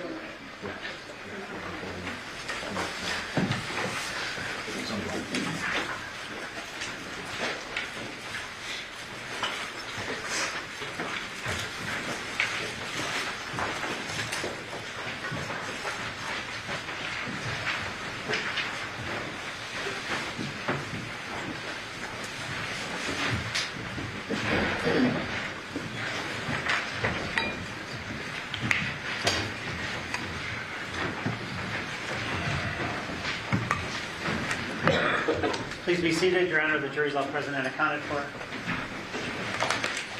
We are going to go back on the record and see 377239, State of Nevada versus Devyn Michaels. May the record reflect that Ms. Michaels is present with her attorney, deputy attorneys on behalf of the state. And both parties stipulate to the presence of our jury. Yes, Your Honor. Yes, Your Honor. Okay, and officer, I just remind you, you are still under oath. Statement under your oath. Thank you, Your Honor. Detective, we left off hearing that recording of the first interview conducted with the defendant, Devyn Michaels, correct? Correct. If you recall, when that interview was conducted, had you and your team executed the search warrant on the Palladura home yet? Not yet. Okay. So did you have a general understanding of what you had in your scene? Not the Reno. Okay. Did you know there was at least a decapitation? Yes. Okay. But anything else is kind of follows the interview? Yes. You then enter after a search warrant is authorized by a judge? Yes. And do you go into the scene itself? I do. Do you stay downstairs, upstairs, go through the whole thing? I was in charge of searching a few different locations. One was the upstairs master bedroom, one was the kitchen, another was that kind of middle room, dining room area, as well as like a converted living room section that was more of a bedroom. And is the converted room where John's body was found? That is correct. Okay. So let's start with upstairs. Was there anything of evidentiary value found upstairs? No. Anything of potential evidentiary value found in the kitchen area? No. Anything found in that level where the kitchen is? And then let's focus in on the converted room, John's room, I'm going to call it. When you went into John's room, did you get an overall perspective of the scene? I did. Did you go kind of look around and search different various items? Yes. Did you make any observations of the body itself? I did. And what were those? That the body was laying, across the bed with obviously decapitated. Did you notice a substantial amount of blood under his head? Or where his head should be, I'm sorry? There was blood on the mattress, I believe, as well as on the floor. Okay. Did you observe any blood on the ceiling, on the walls, or anything like that? I did not notice anything else there. No. And correct me if I'm wrong, but you've been in homicide about 2 years now, correct? Correct. Prior to that, had you responded to violent scenes before, even if you weren't on homicide? Of course. What types of scenes? I spent close to 9 years in K-9, so we went to a lot of different violent calls, obviously looking for suspects that had fled, obviously in patrol work and things of that nature. I was also an officer in charge for a while, so obviously responding to like your typical patrol calls, violent crime scenes, suicides, anything of that nature. Okay. Did you make any general observations about the blood situation in this particular scene? It looked a bit localized around the actual body. What do you mean by localized? As far as like the pool on the mattress as well as underneath, but nothing like you mentioned as far as like on the ceiling or anything like that. Just so I can clarify, did you observe any blood staining or patterning or dragging or anything other than in that small area around the bed? I did not. Anywhere near the front door, the garage, the back door, anything like that? No. Okay. Did you observe any of the victim's personal belongings, such as his wallet, his truck keys, his phone, or his social security card within the scene? I did not locate those items, no. Did you observe any weapons that could have been used to do this crime? Obviously, there's going to be kitchen knives and things of that nature, but nothing that was obvious. Yeah. Nothing in the room? Not that I located. No kitchen knives in the room? Not that I recall, no. You're referring to the kitchen knives in the kitchen? Yes, correct. Any of those, did those have any apparent blood on them or look to be No. dirty, I guess? Okay.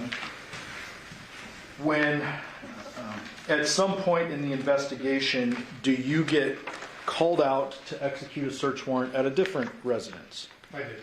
Where was that? That was going to be at, I believe it's 5510 Porcupine Road. Showing you what's been admitted as 8. Do you recognize this generally? Yes. And what does this appear to be? That looks like, obviously at the top is going to be 5510 Porcupine Rim Street. And then down at the bottom appears to be the Paula Pure address, I'm assuming. Okay. And the information on the left, does that look like just a general Google mapping? Yes. And it appears here that there are a couple different routes you can take, but overall it's about 32 to 36 minutes between the two via a vehicle. Yeah, it looks like that appears to be what the route says. And this particular route that's highlighted, it says 25.8 miles. Is that fair? Yes. If you can see that. And this Paladura scene within your jurisdiction in Henderson. Yes. Porcupine Rim scene is within Metro's jurisdiction, but as a result of you investigating a Henderson homicide, you go into that jurisdiction. Yes. Is that common for agencies to overlap during Absolutely. investigations? When was it that you responded to this Porcupine Rim scene, if you can recall? I believe that was later in the evening on the 7th. So we're still on the 7th? Mm-hmm. Okay. Is that a yes? Yes. States 239, already admitted. Is this the Porcupine Rim address? That appears to be so, yes. And there's two very apparent vehicles, but then there's one kind of tucked behind the van. Can you see that? Yes. Were you present for the searching of any of that? For the overall residence, yes. Okay. Were you present for the searching of the vehicles, or? I believe the other detectives in our unit were actually searching those specific vehicles. Okay. And you obviously are working in tandem with other detectives and crime scene investigators as well. That's correct. So I pulled a few photos. We'll have a crime scene investigator talk about the scene later, but I want to direct you to a few things. States 265, do you recognize this? Yes. What is this? That appears to be the front entry room inside the residence. Okay. Fair to say there's a shoe rack on the right side here? Correct. And did you find any shoes that were black and white Nikes with a white Nike swoosh across the outside? I did not locate it. Okay. Showing you states 268. Is this the same room? Yes. Do you see these samurai swords here? I do. Were those of something of interest that you guys were interested in? Yes. And did you observe those? I do not recall actually pulling them out personally, but I did observe them in the room. Okay. Did somebody pull them out and check if there was blood on them? I assume so, yes. Okay. But you wouldn't know that? You don't recall? I did not personally do that. Okay. 267. I can't remember why I put this up. Do you see anything of evidentiary value found in this one? No.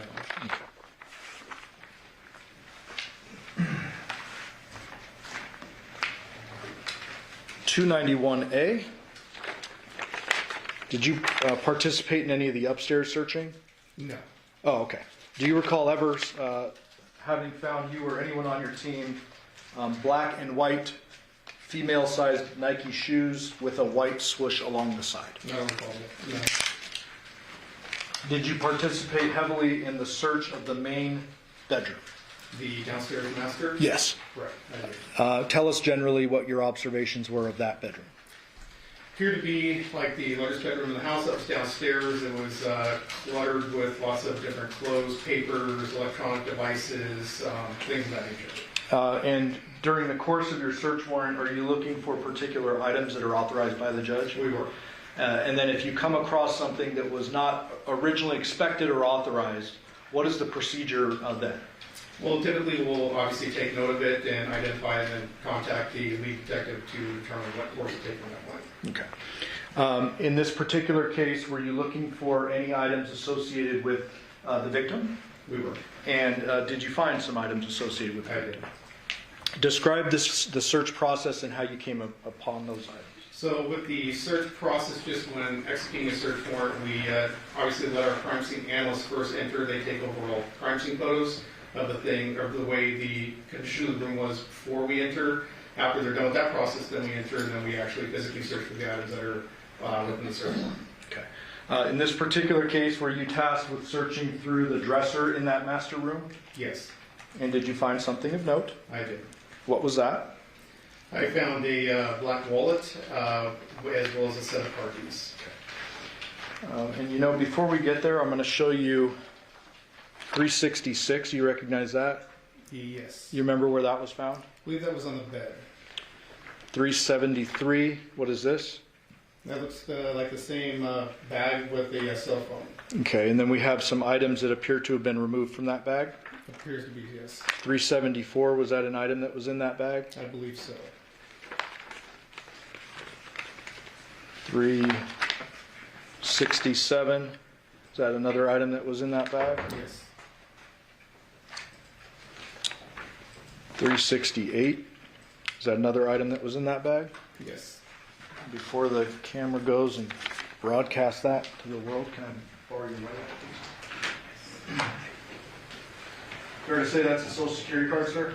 That appears to be, yes. Just for the record, I've redacted out the social security number, Judge. 368.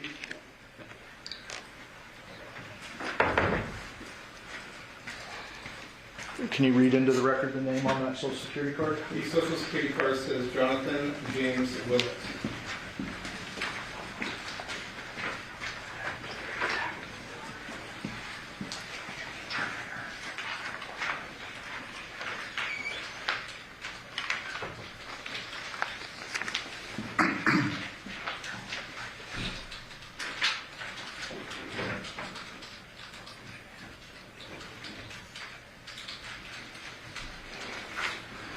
$394. Is that the contents of that wallet? It appears to be. $395. The rear side of the contents? It is a little bit. Oh, sorry. Yes.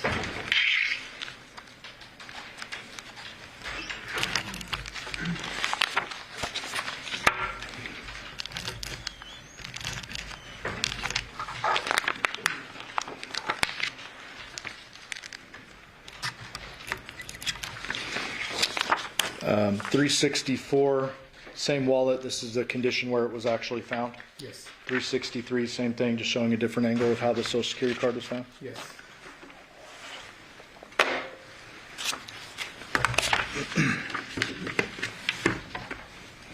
You mentioned searching the dresser. I did. Showing you 344.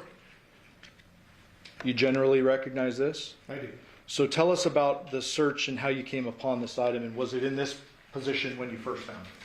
So when I first found it, it was actually in the top left drawer of the dresser in the back right corner, buried under like women's lingerie, underwear, things of that nature. The items, which were actually the wallet as well as the Chevrolet keys, were in a series of bags. So Like the walls, the keys were in one bag, and that was tied off, and then that was in another bag, and so forth, I believe, for a total of 6 bags. Ultimately, do you document, you and other people document the process of unraveling those bags to see what's inside? 345, unraveling the bags. Yes. 346, unraveling the bags. Yes. 347, is this the innermost bag? I believe so. And I note the person holding it is wearing gloves. Yes. Is that you, do you know? More than likely, I believe it is. Okay, anyone who touched this bag within the scene, would they have been wearing gloves? Yes. And what's the purpose of that? Just basically prevent contamination of the crime scene as much as possible. Ultimately, is that last bag opened? I believe so. There could be one more. I don't. Okay, let me show you 348. Ultimately, I mean, every bag is opened. Yes. And what is inside? So that is a black wallet with Jonathan's driver's license in it, as well as a set of Chevrolet car keys. 349, a little closer image, it shows both those items. Correct. 350, there's the truck keys in there. Yes. 351, just a different angle of both items. Correct. And 352, that's the outside of the wallet. Yes. Ultimately, 436, that's photographed later, correct? I believe that was taken by a crime scene analyst somewhere else. 360, what are we looking at here? That would be the bed in that same bedroom. And what is this item here? That is a blue striped dress. 361, same dress. Correct. Appears there's a notebook next to it. Yes. Did that notebook contain anything? I don't know if it was that specific notebook, but there were various, I believe, notebooks in the area. Were there various notebooks and writings in the area? I believe so, yes. 335, does that show some of those writings? Yes. 336, is that zoomed in on the one in the center of the photograph? Yes.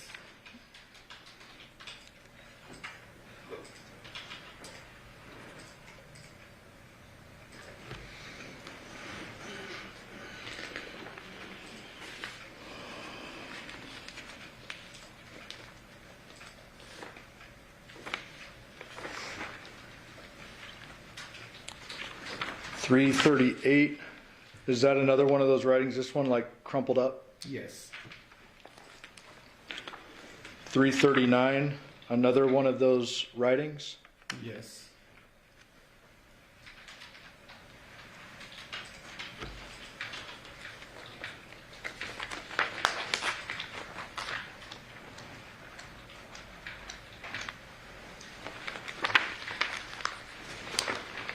.337, another one of those writings? Yes.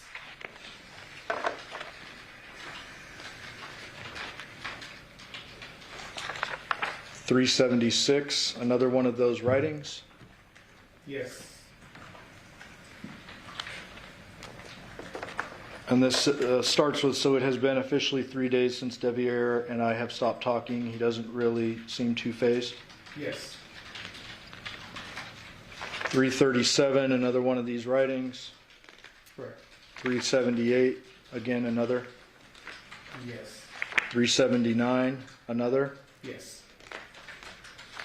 380, another. Yes. 381, another. Yes. 382, another. Correct.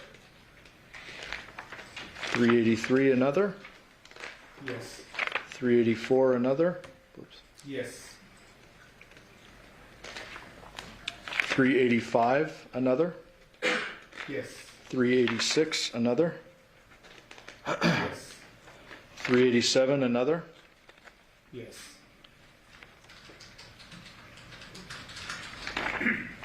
388, another. Yes. And 389, the last one. Yes. This one starts with broken heart again, another lesson learned. Yes.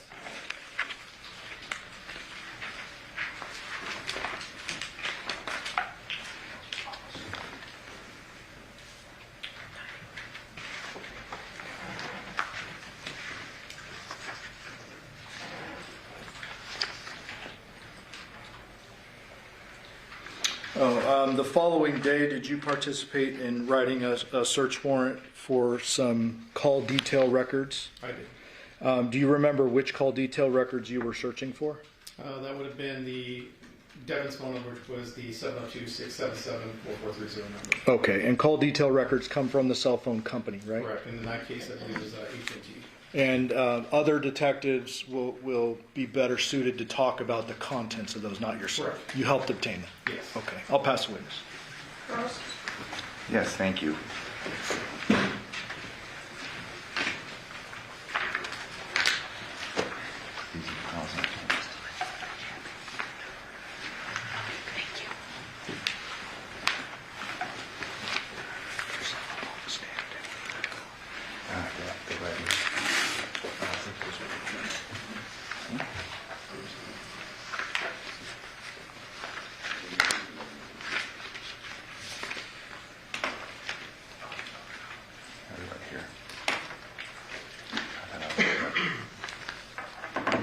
Detective, in reference to the writings that I'm gathering here from counsel's desk, you would testify that these were recovered at the Porcupine residence? Were those ones that we were just going over? Correct. Several of them, correct? Correct. You reviewed these in preparation for your testimony today? I did. Would you agree with me that these appear to be entries into a diary, perhaps? I'd say like a journal of sorts. Okay, fair enough. And did these writings contain dates that you recall? I don't recall seeing dates. Okay. So in reference to the contents of these, you can't give us any indication as to when they were written? No. Months before, years before, fair to say? That's fair assessment. Are you aware of how long the occupant, or first of all, who owned this home? Legally, I don't know exactly who owned the home, but I was told that Devyn and Debbie lived there. Okay. Are you aware as to how long Devyn had been living there? I am not aware of that. Years, months, no idea. In fact, you have no idea where these were authored, correct? No. Were you aware of what was going on between the two houses, the Palmadura house and the Porcupine house?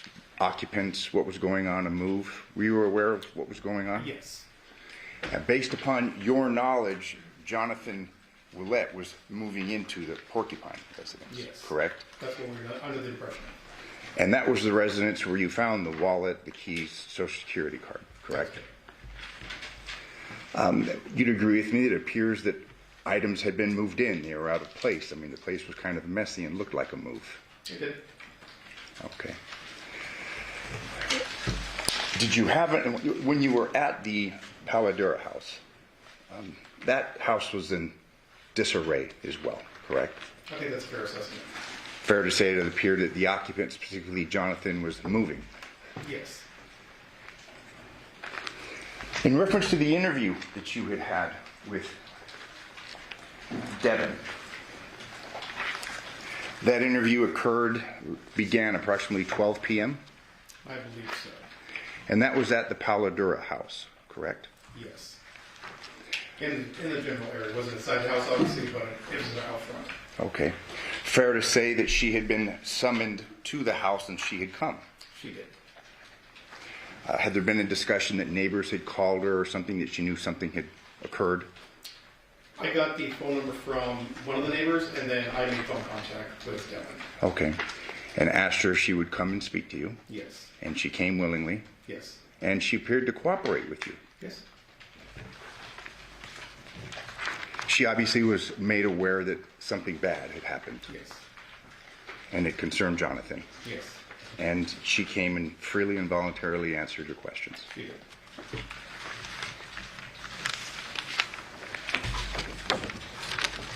Thank you. I have no further questions. Oh, actually, one more question. You were given the map, the distance between the two houses. Do you have that, counsel? Yeah, right. I have one map. It's probably under this. Do you recall that it was a Google map in the distance? So that with internet map, yes.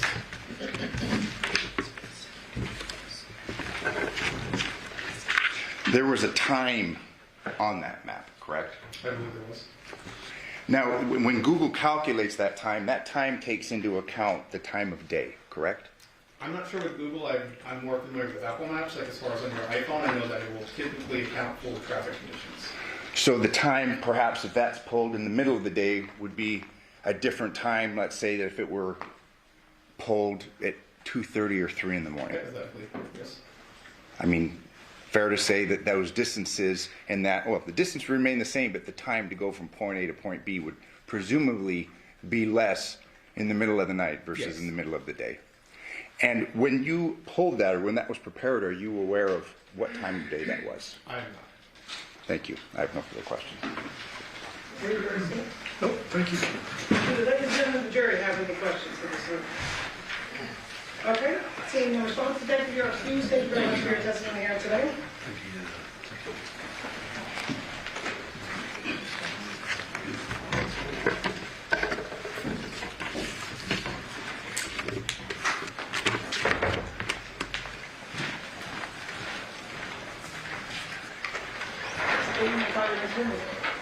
The state calls Devyn Willette.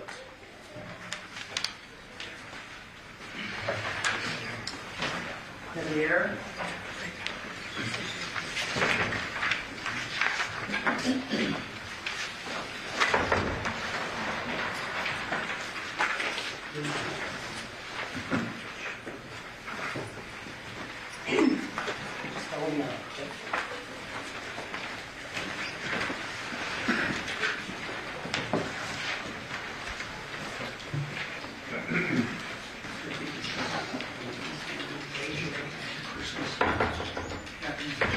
You solemnly swear or affirm the testimony you're about to give in this action shall be the truth, the whole truth, and nothing but the truth, so help you God? You have a seat.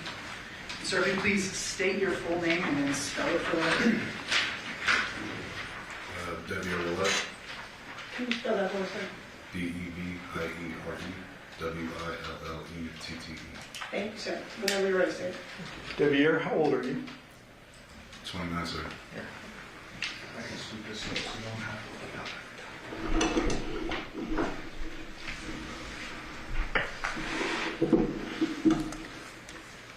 what is your birthday? March 1st, 1996.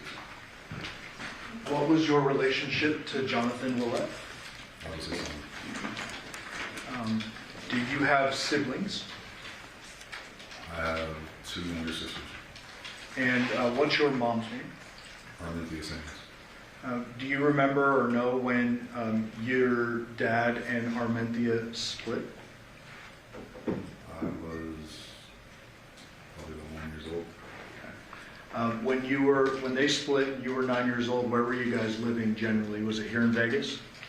I don't remember. Did you go back and forth between Vegas and California? Yes, sir. Quite a bit in your life? Every summer.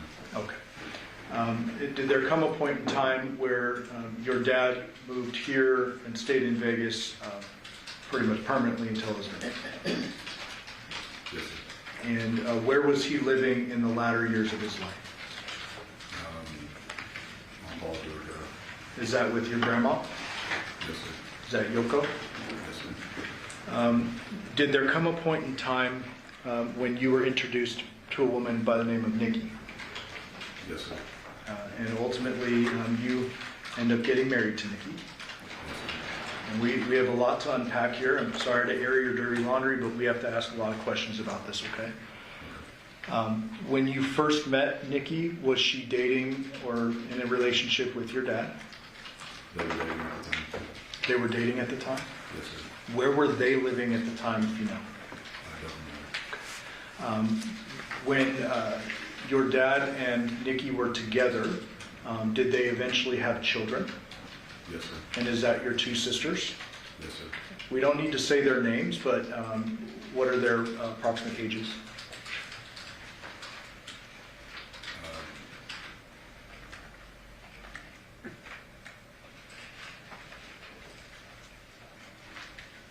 I don't know. Okay, that's okay. I just need an approximate. So are they right now under the age of 13? Yes, sir. Okay. So, were you in kind of living with Dad or anything like that when he was with Nikki? Yes, sir. And when they had the children together, were they living together? Yes, sir. Do you remember where that was? Not the numbers, but it was on Blue Magic Street. Blue Magic? Is that here in Vegas? Yes, sir. Before the girls were born, did there come a point in time where you and Nikki became intimate? Or was it after? It was after. Okay. So girls are born. Do Nikki and your dad stay together after the girls are born? Yes, sir. And for how long did they stay together before they split?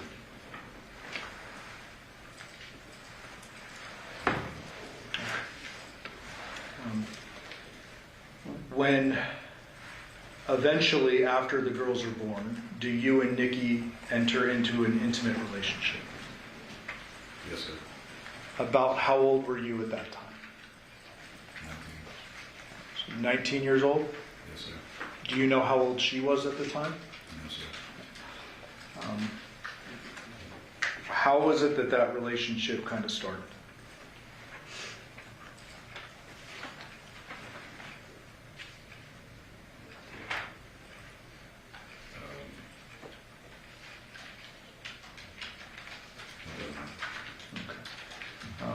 Do you remember who kind of, I don't mean to be crass, but like who made the first move or any of that? Okay, it was a long time ago, right? Yes, sir. While you were intimate with Nikki initially, was she still dating your dad? Or in a relationship with your dad? Yes, sir. Does it embarrass you to admit that in front of a bunch of strangers? Yes, sir. Did you continue being intimate with Nikki for an extended period of time? Yes, sir. Do you know if your dad found out about the intimate part of your relationship? No, sir. And I'm not going to say it a bunch of times, but when I say intimate, I mean sexual. We agree there? Yes, sir. Okay. Did there come a point in time where you all three lived under the same roof? Yes, sir. And was that the Magic House? Yes, sir. And is that when the relationship, intimate relationship, started out? Yes, sir. Okay. Now, tell me if you can remember, when is it that any of you three move out of Blue Magic? Like, we need to get a sequence of events.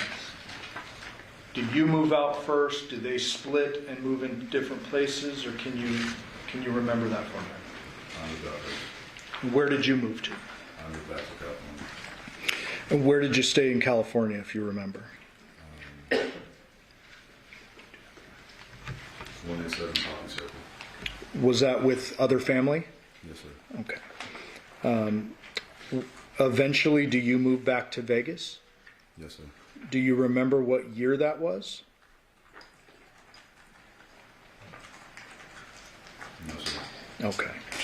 When you do move back to Vegas, after moving to Cali, you move back to Vegas, do you move in with Yoko at the Paladura address? No, sir. Where did you move that time? Back to the Blue Magic House. Okay. Did you then leave back to California for a second time? Yes, sir. Okay. And while I stepped one step too far ahead, when you moved back to Vegas the first time, you moved into Blue Magic. Who was living at Blue Magic? My father, Nikki, Tanae, and Janae. The two girls? Yes, sir. Okay. Was there some kind of discussion with Nikki at that time about being pregnant? Yes, sir. Describe that for the jury. I moved back to California, and I was told that she was pregnant with my child, and if I didn't move back, she was going to have that child. So she tells you this? She told me that. So you had gotten out of the situation back in Cali, and you, I presume, talked to her over the phone or something? Yes, sir. She tells you she's pregnant, it's yours, and unless you come back, she is going to have the child. Yes, sir. What did you do in response to that?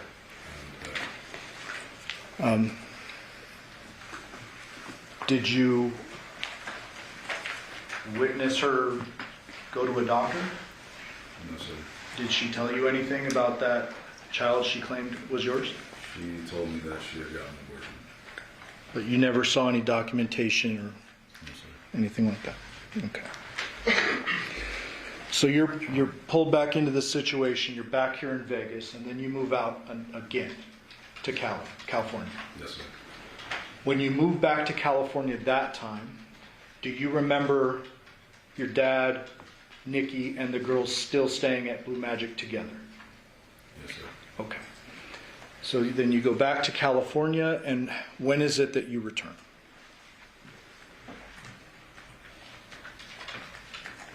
A couple of years after that. A couple of years? I believe it was 4 Okay. years after that. And you spoke with Ms. Griffith and I last night, right?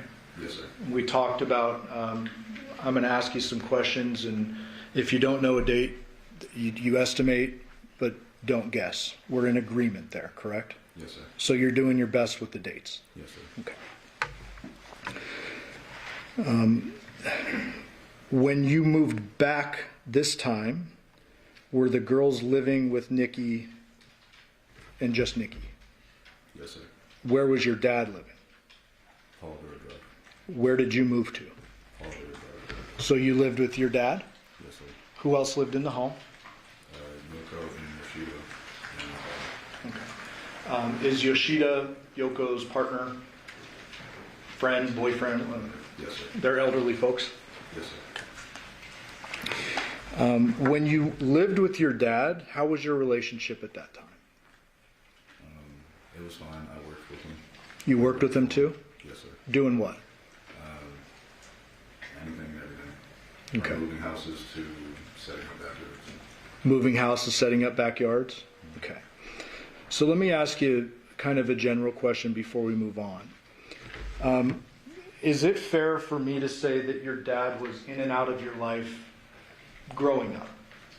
Yes, sir. Did you have a strong relationship with your dad as you're getting into your late teens, early 20s, or was it just kind of a, that's my dad and don't see him too often, or what? No, I love my father, so we have a strong relationship. Okay. Did there come a point in time when you're living with him at Palo Duro and working that you guys have some disagreements about work and other stuff? Yes, sir. Would you consider your dad to have been a hard-headed person? Yes, sir. Okay. Was he an opinionated guy? Yes, sir. Okay. Did you ever tell your dad that you had been having a sexual relationship with the father of his other children? The mother, you mean? The mother. Jeez, I said father. Yeah. No, sir. I apologize. Knowing your dad as you did, if he had known you were having a sexual relationship with his mother of his children, is he the type of guy that would have just said nothing and let it go?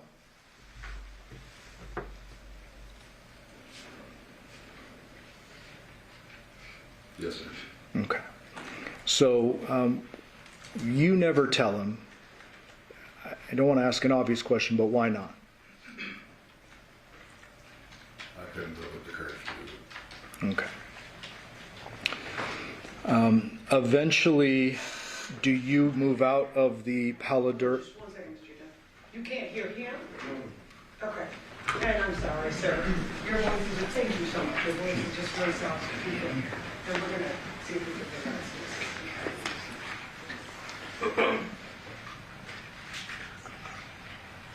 Sir, can you just say test for me? Oh, test. Can you hear him better now? Okay. Go ahead, Mr. Giuliani. Thank you, Judge. I'm sorry. Nobody can be held in contempt. All right. I'm going to keep that one in the back pocket. So you eventually move out of Palo Duro. Yes, sir. Dad stays, Yoko and Yoshida stay. Yes, sir. Where do you move? To 5510 Porcupine Rim Street. Did you move in with Nikki? Yes, sir. And I've been saying Nikki. Did you know Nikki by several different names? Tracy, Devyn, and Nikki. Those three. Tracy, Devyn, and Nikki? Yeah. Okay. Is Devyn spelled Devyn? Devyn? Yes, sir. Okay. Did you, after moving out of Palo Duro and into Porcupine Rim, resume your sexual relationship with Nikki? Yes, sir. Were your sisters living there, or was there some kind of custody arrangement? Or was that later? That was later. Okay. So when you first move into Porcupine Rim, can you give us a date, a year, an approximate year, anything like that? And if you need to use the date of your dad's death, August 7th, 2023, as a point of reference counting back.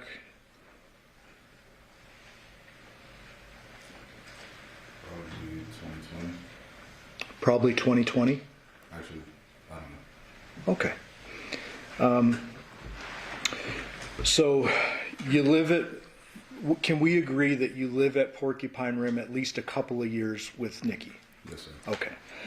And during this time frame, I'm going to ask you some very specific questions. Did there come a point in time when the family court became involved in the custody of the children? Yes, sir. Did Nikki lose custody of the children? Yes, sir. Was this before or after you married, if you remember? After. So after you married Nikki is when the custody thing happened. Yes, sir. Prior to that, were the girls living with you and Nikki at Porcupine Rim for however long you were living there? Yes, sir. Okay. And Dad, to your knowledge, is still living across town? Yes, sir. Okay. When Nikki lost custody of the children, did they move back in with your dad? Yes, sir. And to your knowledge, did they live out at the Palo Duro address? Yes, sir. Do you know how long they lived at Palo Duro with your dad? No, sir. Okay. Did there come a point in time in the summer months, just before your father's death, that the girls moved back in with you guys, you and Nikki at Porcupine Rim? Yes, sir. Did they stay over the summer? Yes, sir. Were there? Did they have bedrooms there? Yes, sir. And where were you sleeping at the time? The master bedroom downstairs. With Nikki? Yes, sir. Okay. Were there times that you slept on the couch? Yes, sir. Okay. Did your sexual, intimate relationship continue throughout the course of this time period? Yes, sir.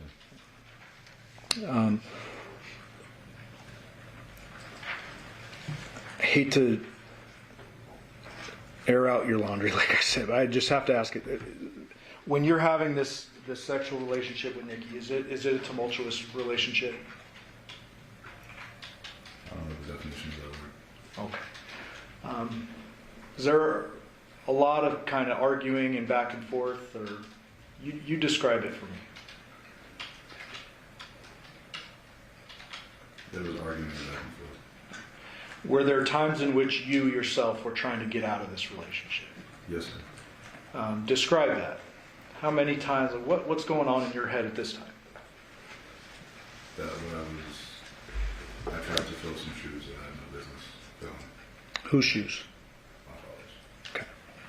Sometimes if we just get a little bit closer to it. It's okay.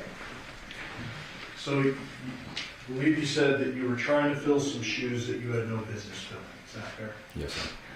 As a result of that, did you start to get a little uncomfortable and attempt to leave a couple of times? Yes, sir.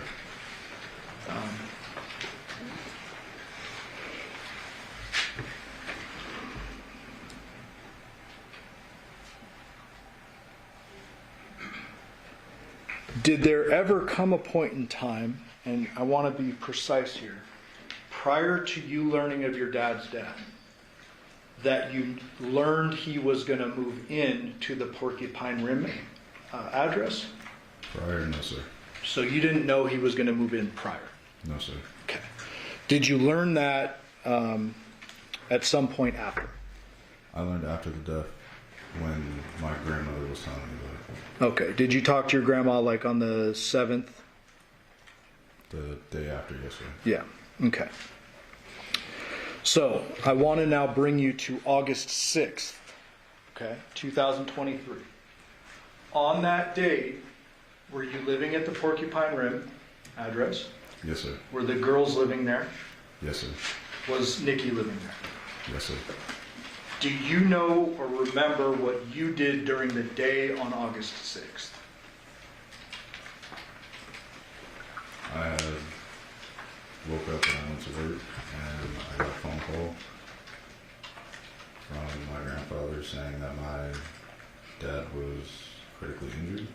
And Okay, let me clarify here. I'm talking about the day before you were notified. I went to work. Okay, so you work on the 6th. Yes, sir. Do you know what Nikki and the girls were doing that day? No, sir. Did there come a point in time after you get home from, oh, and I should ask you, did you drive a work van? Yes, sir. Is that the white one that was parked in front of the home? Yes, sir. Okay. There's another vehicle out front of the home. Whose was that? Not the Nissan Armada, but the little sedan. Oh, that was my vehicle, sir. Was that operable at the time? Yes, sir. And did you drive it? Yes, sir. Okay.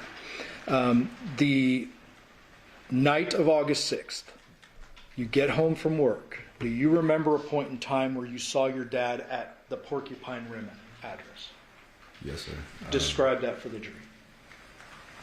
So I just got off work. I was helping with the girls with their homework, and I believe I went into the garage and I saw my father bringing over a bunk bed and a desk for the girls, and his back was turned to me, so I closed the garage door.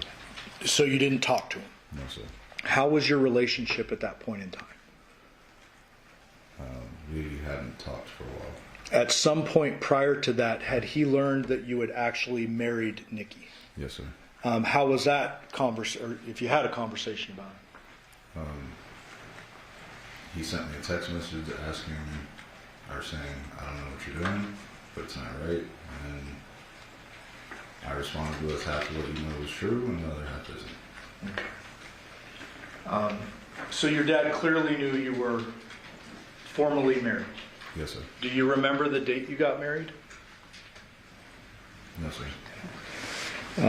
Did you ever get divorced? No, sir. Is that something you would like to do? After this, yes. Okay. Once this trial is done? Yes. Okay. That night when you see your dad moving the girls' stuff into the garage, you don't talk? No, sir. Okay. What did you do after that? Did you just go back inside or what? I went back inside and I continued watching the movie with the girls.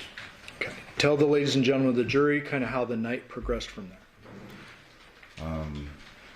So I continued watching the girls, watching the movie with them, and Nikki had told me that she was going to go help John move some things, and I said okay. So I stayed at the house.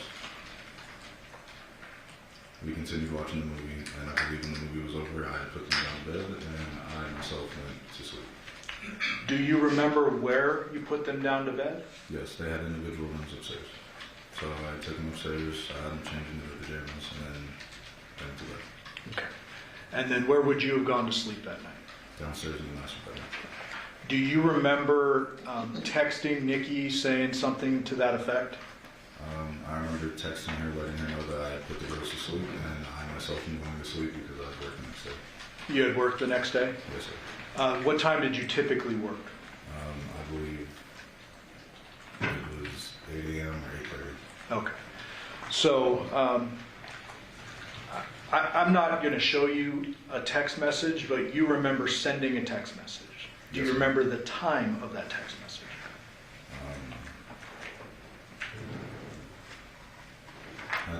I believe it was 10 p.m. Okay. And so after the text message is sent, do you remember receiving a response from Nikki, or you just go to bed? I just went to bed. And if I didn't ask you, where did you go to sleep?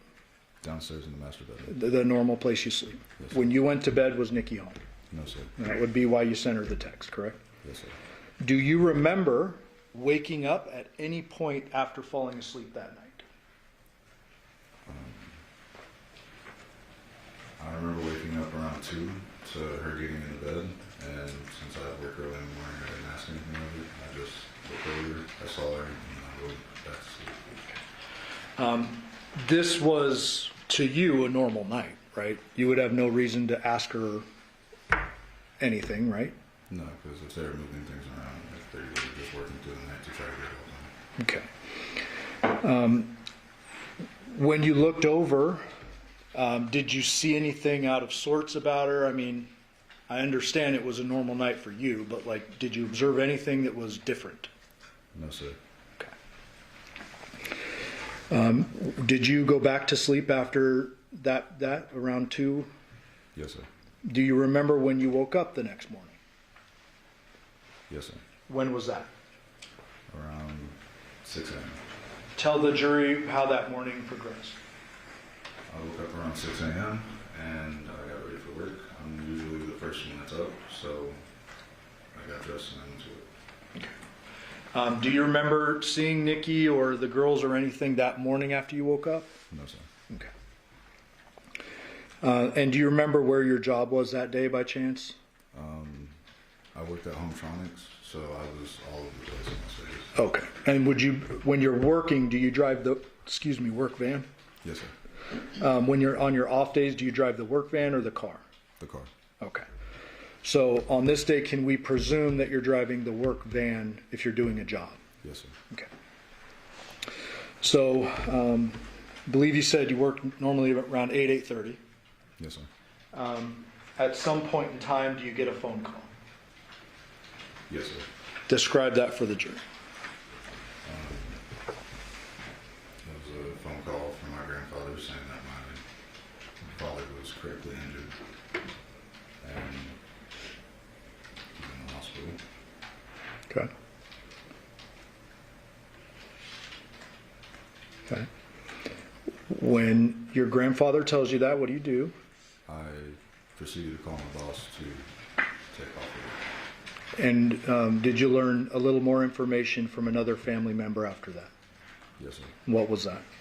That he had passed away, and I didn't get any information on how he actually passed away. It was just that he passed. Okay. So initially, the first call, critically injured, but you tell your work, hey, I got to go. You learn after that he's passed. Yes, sir. I guess where do you go from work? Straight on. What do you do when you go home?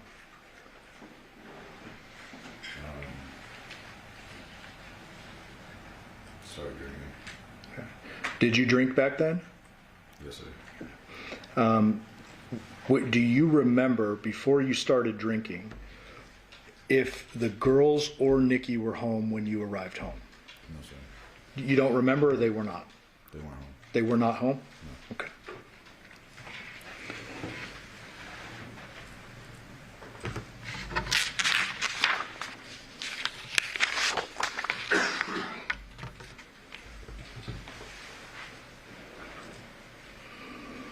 On that date, August 7th, do you continue drinking after learning of your dad's death? Yes, sir. Do you remember the next time you saw Nikki? I don't. I drank myself to sleep for the next couple of days. Okay. So is it fair to say those couple days, after learning that on August 7th and maybe into the 8th, maybe the 9th, you're drinking pretty consistently? Yes, sir. Is it a bit of a blur for you? Yes, sir. Okay. At some point in time, do you remember police coming to the Porcupine Rim home? Yes, sir. And did they come inside and they do a full search and everything? Yes, sir. Do you remember what day that was? No, sir. Okay. I want to ask you some questions about items in your home. At the time you were working for Hometronics, correct? Yes, sir. You had the work truck. Yes, sir. I presume you had some tools. Yes, sir. Were there times in which you had saws and stuff like that? Yes, sir. Do you normally carry a saw, or is that something you use for particular jobs, or how does that work? I had a drywall saw inside my bag along with a screwdriver, a flathead, an electric drill, measuring tape, muffler. Okay. Is there a safe inside your home, or was there back then? Yes, sir. What was that safe used for? Guns. Did you have guns? Yes, sir. How many do you have, or did you have back then? 3.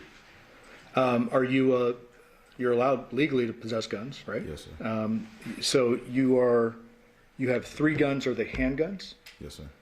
And do you remember having them on August 7th, or was this general around that time frame? We've owned the guns for a while. Okay. Did your dad have guns too? No, sir. Okay. So you had guns, your dad didn't? No, sir. At least to your knowledge? Yes, sir. Okay.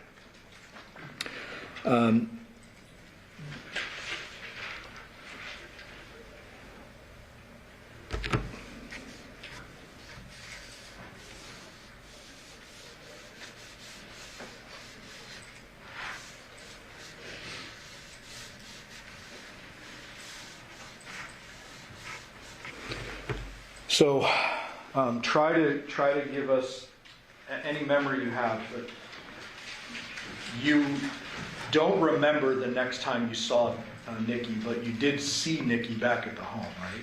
Yes, sir. Do you remember her being there when the police came? Yes, sir. Okay, so at least when we can figure out from the police when they showed up, you saw her then. Yes, sir. When is it that you have any conversation with her about your dad's passing? I believe it was the night that I found out. I was drinking heavily, and I believe she came home and said, "I'm sorry that this happened," and I kind of just wanted to be alone. Okay. You eventually, during the course of that search of your home, you're interviewed by police, correct? Yes, sir. And you understand that was recorded. Yes, sir. At some point in time, you give a lengthier interview, correct? An interview. Oh, yes, sir. And with that, you understand that was recorded as well. Yes, sir. You ultimately learn that Nikki is arrested, correct? Yes, sir. When is it, if you remember, that you learn she's arrested for the murder of your dad? I want to say a week afterwards, maybe 2 weeks. Okay. So somewhere in the range of a week or 2 weeks after the actual death. Yes, sir. In the interim, before she gets arrested and after your dad's death, do you remain at Porcupine Rim? Yes, sir. Do you question what happened to your dad? Yes, sir. Are there a lot of kind of unanswered questions you have during that time frame? Yes, sir. Did there come a point in time after her arrest that she contacted you from the detention center? Yes, sir. And Judge, we would move to admit 631, which is a recording of that contact. Any objections? No objection. Thank you. 631 will be a minute.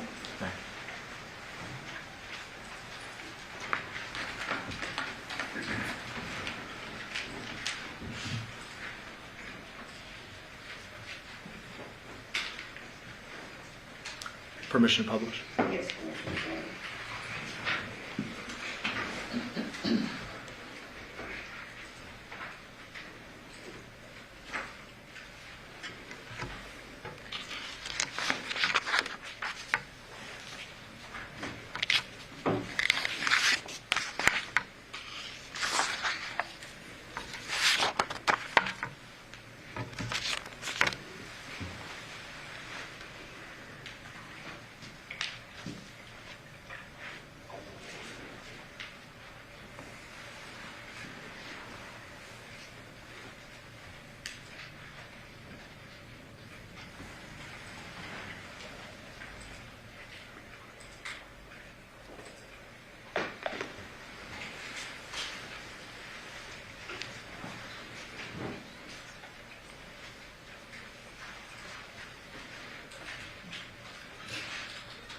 Please call from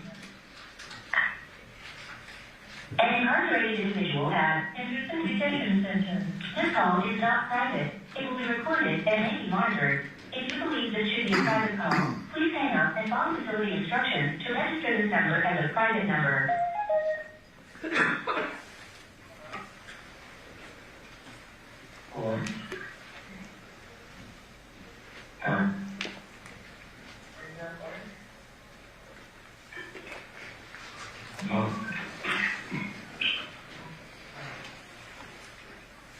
Can you hear me? Can you hear me?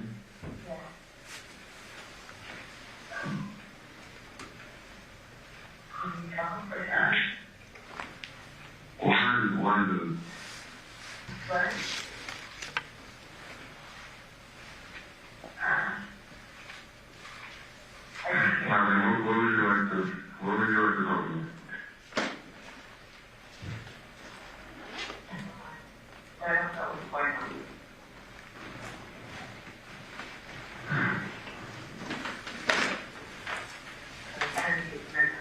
They won't tell me anything. There's some news about you, and they're not very pleasant.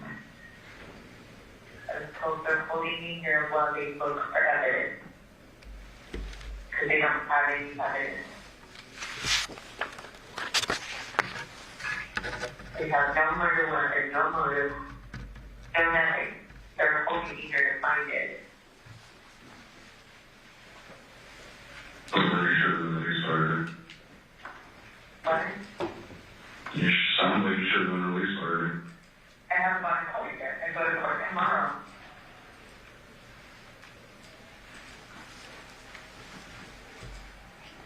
Okay, well, I'm not even going to California.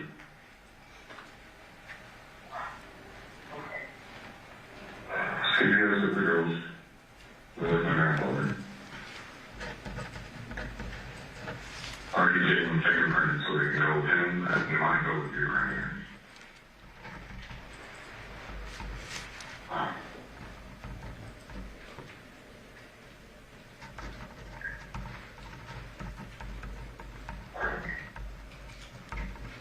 So will you get released tomorrow? I should.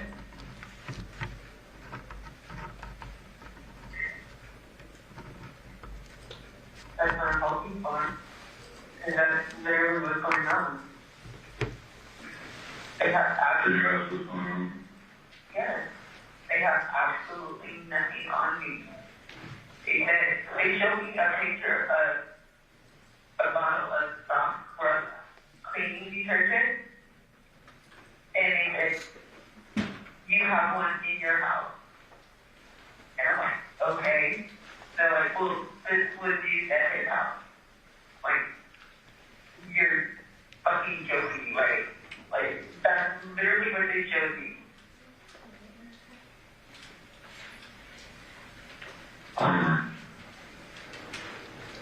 If you're getting released tomorrow, I'll leave with all that.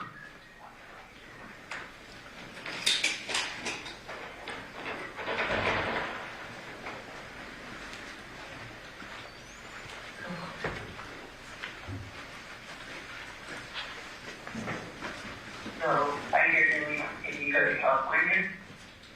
I was very funny, because I'm supposed to leave all these articles out of not pleading.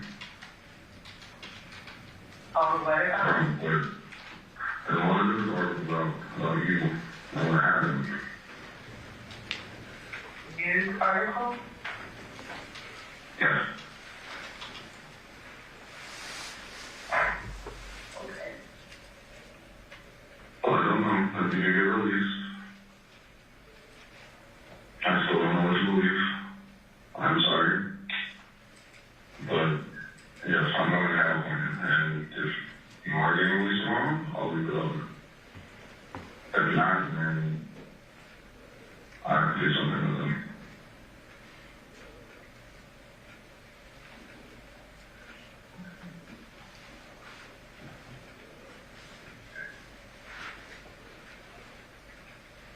My grandmother's on the way there to get close to the girls.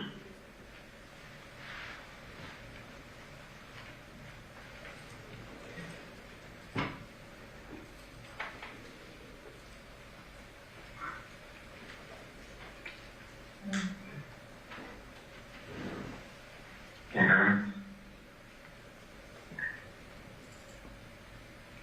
And you just started taking movies or news articles about me and how literally nothing. The one was so bad and points that you did it. The second one was very graphic and still points that you did it.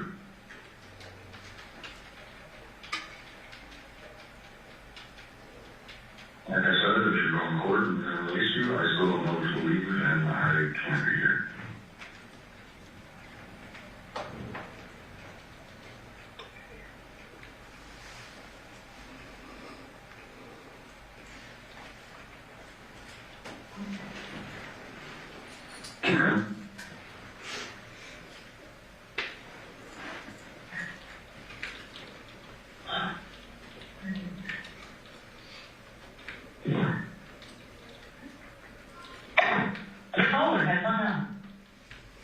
Devier, you mentioned a couple of news articles there. Yes, sir.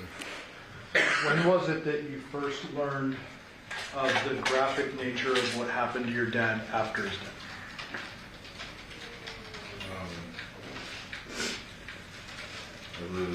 I believe it was a day prior to the phone call that I was sent an article from the Las Vegas News explaining what had happened to my father and that she was involved in that. At the end of that phone call, somebody hung up. Who did that? She was. When you were telling her, I'm leaving to California, I'll leave the dog, did you already plan when all this kind of madness started to break it off? Yes, sir. Was that essentially what the jury just heard, your breakup conversation? Yes, sir. Do you remember if you ever talked again after that? We never talked to him after that. Okay.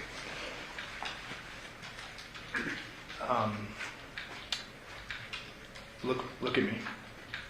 Did you kill your father? No, sir. Did you have any involvement in killing your father? No, sir. Did you have any involvement in what happened to his body after? No, sir. Pass witness. All right.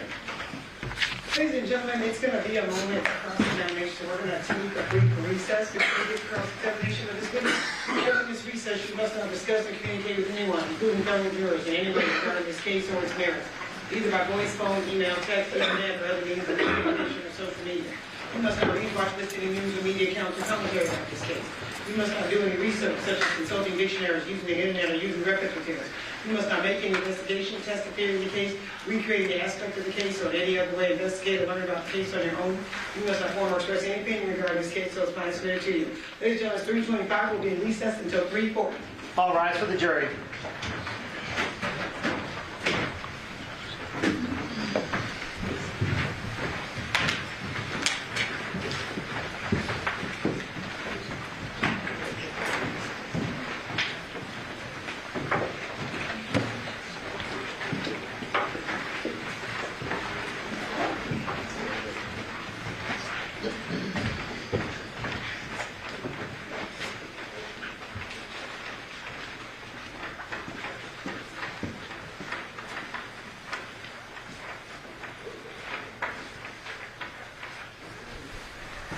May the record reflect that we are outside the presence of our jury.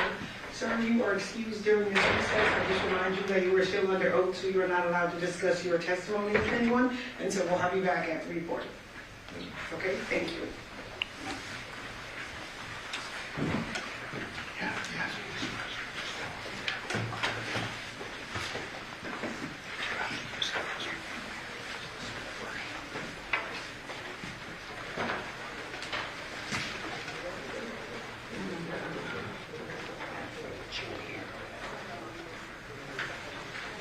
Okay, the record reflect that we are outside the presence of our jurors. Do you guys have any matters outside the presence?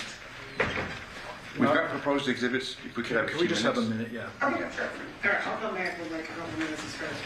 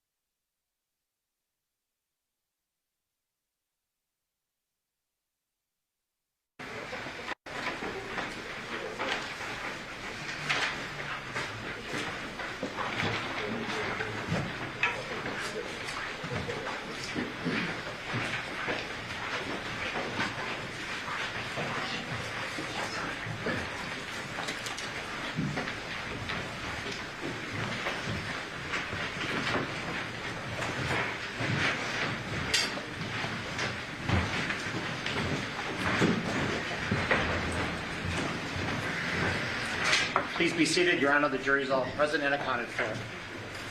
We are going to go back on the record and see 3772289, State of Nevada versus Devyn Michaels. May the record reflect that Ms. Michaels is present with her attorney, Deputy District Attorney on behalf of the state, and both parties stipulated to the presence of our jury. Yes, Your Honor. All right, and sir, I'll just remind you that you are still under oath.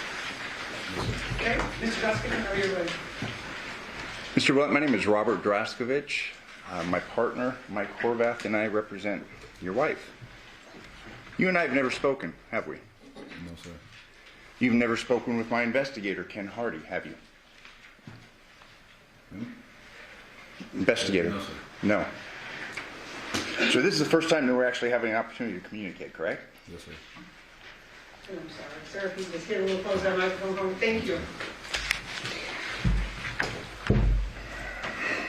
You had testified today, fair to say, for the first time, that you had a relationship with your wife that went years back. Yes, sir. You'd been asked that by a lot of people, correct? Yes, sir. You'd been asked that before under oath, correct? Yes, sir. But you didn't tell the truth, did you?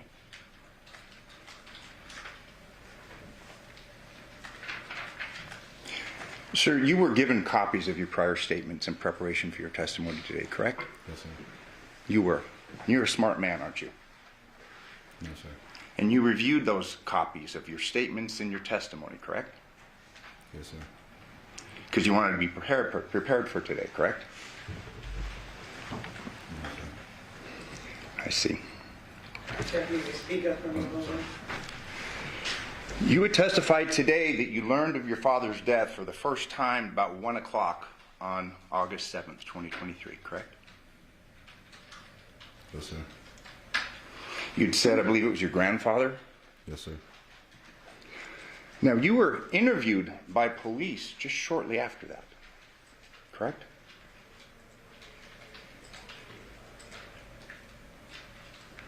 No, sir.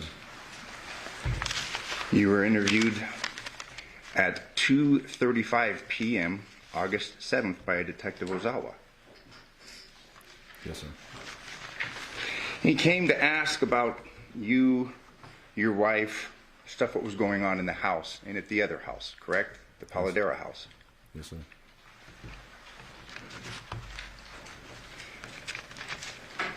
He asked you how you got along with your father, and you told him we never really got along, correct? Yes, sir. It's a little bit different than what you testified to today, correct? No, sir. It's the same, or it's different? It's the same. I worked with my father. I'm sorry, in this low voice, you can speak up, please. I worked with my father, so we bumped heads on a lot of things, but it doesn't mean that I didn't love my father. Okay, but the question is, how do you guys get along? And your answer is, we never really got along, correct? Only over work. I'm sorry, sir, you have to speak up. Only over work. Only over work. Yes, sir. Well, it was just a few seconds after that that you said that you knew he was going to move in there, correct? And you didn't want to talk to him when he was at the house. No, sir. On August 6th. You don't recall telling the detective that? I mean, you have this transcript that I'm going to start referring to. You referred to it and you reviewed it before and to prepare for today's testimony, correct? Yes, sir. I was told shortly after his death that he was going to move in. Then I didn't know prior to that. Counsel, I'm referring to page 4.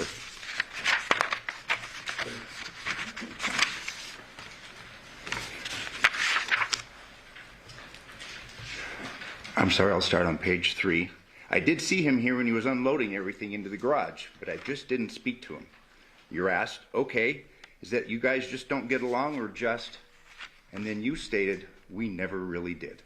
And the detective says, okay. Correct? Yes, sir. And then you say, so not to cause any complications here, because I know he was going to move in here, I just didn't want to talk to him. That was after the death. But you're talking about, you saw him the day before, he's moving stuff in, and you're not going to talk to him because you know he's going to move in, and you guys don't get along. You're talking to the detective about what was going on in your head the day before, correct? No, sir. I was told that they were moving a desk and a bunk bed into the house for the girls. So when you're telling the detective on August 6th, I didn't go and talk to him because I never really got along with him. And I didn't want to cause any complications here because I know he was going to move in here. I just didn't want to talk to him. You're now under oath saying that meant something else? No, sir. I'm answering your question. I was told after my father's death that he was going to move into the house, but I had no idea prior to that. That's because you read your grand jury testimony, correct? No, sir. A little bit further down, same page. He wasn't really there for me, correct? I mean, you had resentment for your father. Fair to say? No, sir. And then kind of realized who he was as a person. And when you were talking about moving out of Yoko's house, you said, I got out as soon as I could, correct? Yes, sir.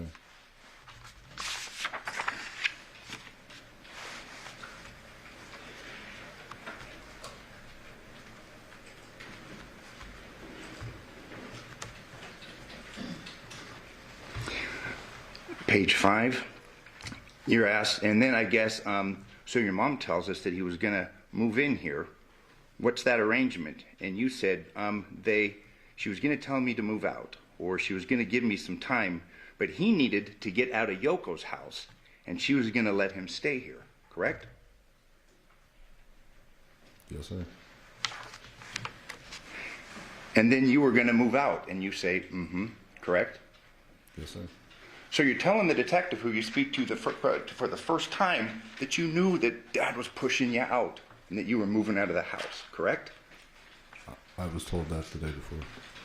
Oh, so now, you said before, until after your death, now you're agreeing you knew at least the day before that your dad was pushing you out of the house, correct? No, I'm talking about the interview. So when I had the interview with Ozawa, that's when I found out everything prior to the interview. But you're talking about not talking to him the day before because you know you don't want problems and you know that he's moving in. That's right.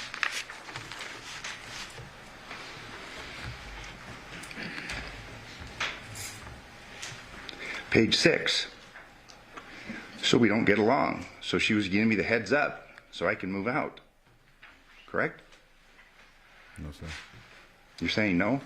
And I won't misread anything. I mean, these are your words. Can you repeat it? So we don't get along. This is like the third time you're saying this. So she was going to give me that heads up so I can move out. Yes, sir.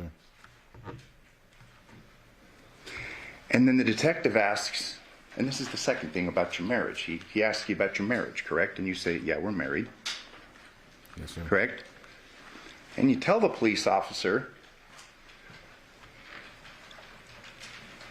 that we're certified, but it's not like we're really. Because she has a whole bunch of health problems, all that stuff. Remember that conversation you had with the detective? Yes, sir. So he asked you, so it's just like worked out for like insurance, you're saying? And you say, well, not like anything bad, but like for the girls, correct? Yes, sir. That wasn't true, was it?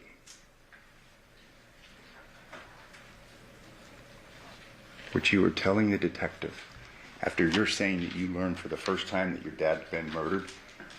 What you told him about your marriage wasn't true, was it? I was also drinking that day, I don't remember. You've read through this transcript. You agree with me that you appear to be pretty coherent, correct? Yes, sir.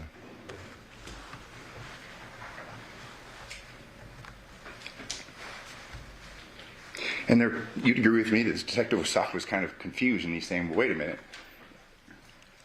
She had kids with him, but you're his son, correct? Yes, sir. And it is clear Yoko didn't know, correct? Yes, sir.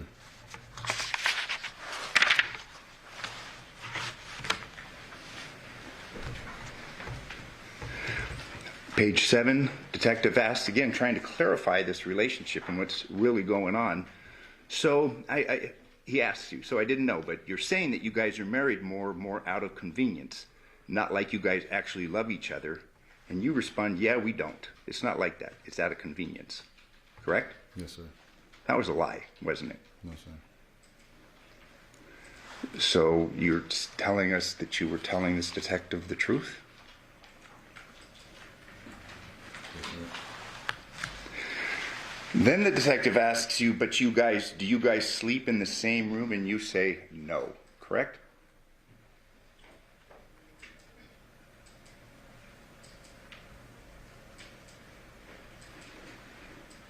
Yes, sir. You guys actually did sleep in the same room. You slept in the same bed, didn't you? Yes, sir. But when he asked if you two slept in the same room, you said no, correct? Yes, sir. Then he asks you, are you guys intimate at all? And you say no, correct? Yes, sir. That wasn't true, was it? No, sir.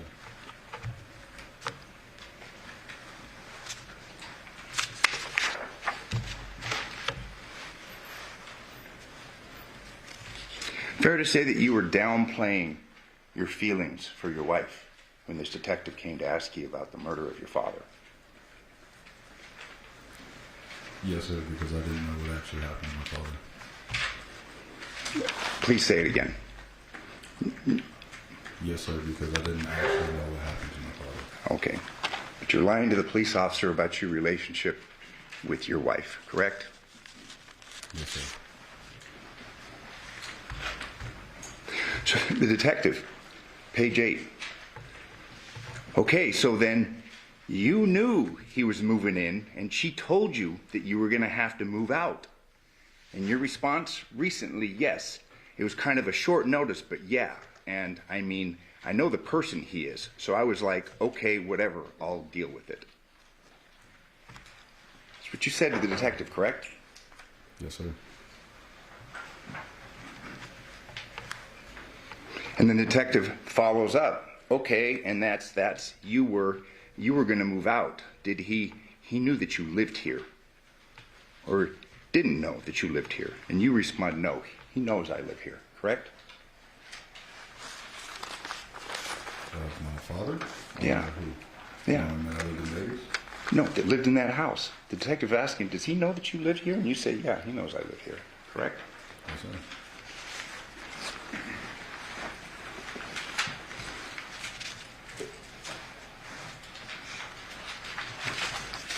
You did confirm that you knew that she was going over there to your dad's house with the girls, correct? Yes, sir. That was the joint custody that they had. Yeah.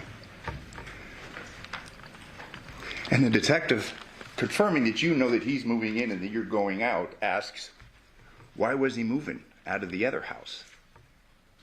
And you said, because they all they do is scream and yell. When I was over there, my grandma would go downstairs at 6 in the morning yelling at him for the car payment, correct? Yes, sir. And you also say, I think my grandma was kicking him out, correct? Yes, sir. It's true. And trust me, I'm not going to tell you anything you didn't say, okay? I'm not trying to trick you.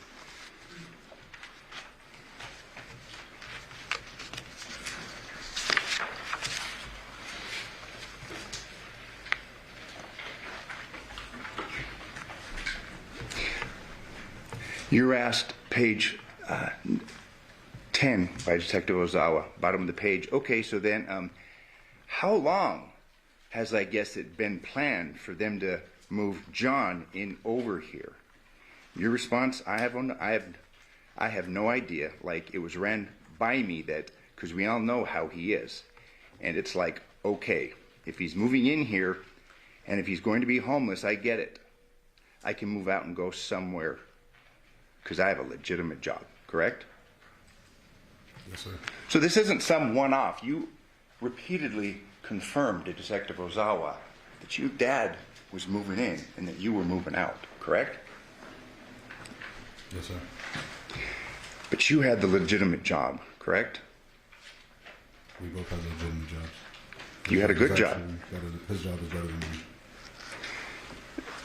He was a mover, part-time, correct? He did everything. Your grandmother was always angry at him because she owed him money. Fair? Fair. But you had a steady job at Hometronics, correct? Yes, sir. So you had the good, legitimate job that you were the one getting kicked out, correct? Yes, sir.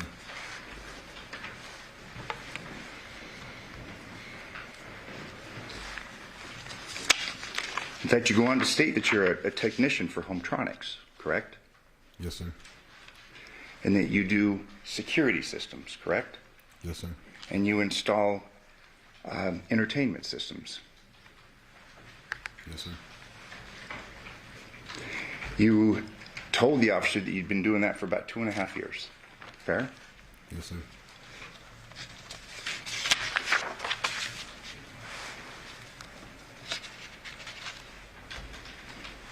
You were asked again by Detective Ozai, well, since you knew you were moving out, where are you going to move into? Where are you going to move to? And you tell him, and this is page 12, counsel, yeah, like I have some friends down the street that I could roommate with, correct? Yes, sir.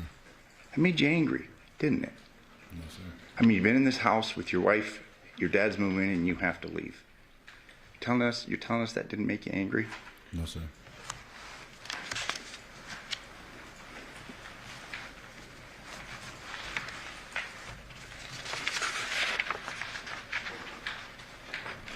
Now, today you testified that you'd worked the day before, August 6th, correct? Yes, sir. But you were actually off the day before, correct? You didn't work on August 6th. I was drinking a lot, I don't remember. But you would first tell the police officer, yeah, I worked yesterday, but then... Sir, I'm happy to have you to speak up. The jury's having a hard time. Sorry about that. Is that better? Okay. If you could just please repeat your answer. Trust me, I'm not trying... If you could speak up, please, and just repeat that last answer. I was drinking a lot and I don't remember.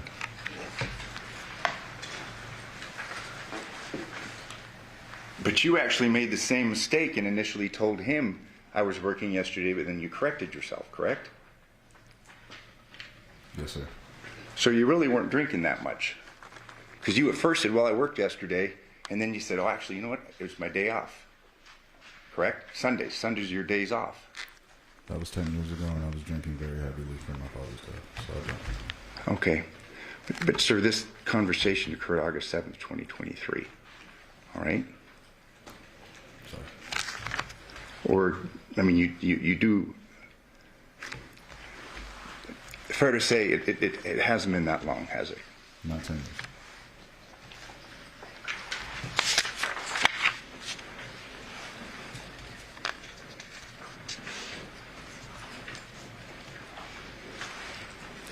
In reference to the day before, August 6th, and you seeing them moving in, okay, because you actually didn't work the day before. You said, I heard the door open. I thought one of the girls opened the door, so I came down and looked out and saw him unloading stuff. And I was like, oh, all right, whatever. So I closed the door, just didn't hear it, correct? Yes, sir.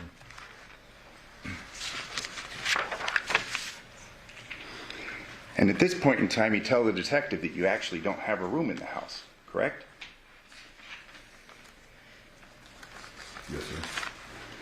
But that wasn't true. I mean, you were sleeping with your wife in the same bed, correct? Yes, sir.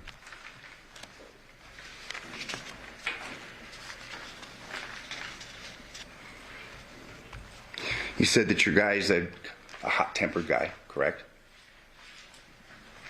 That's who it is? His father. Okay, you said your guy. Yeah. You said he's like a hot-tempered guy, correct? Yes, sir. You said he had no filter, that kind of a guy. Yes, sir.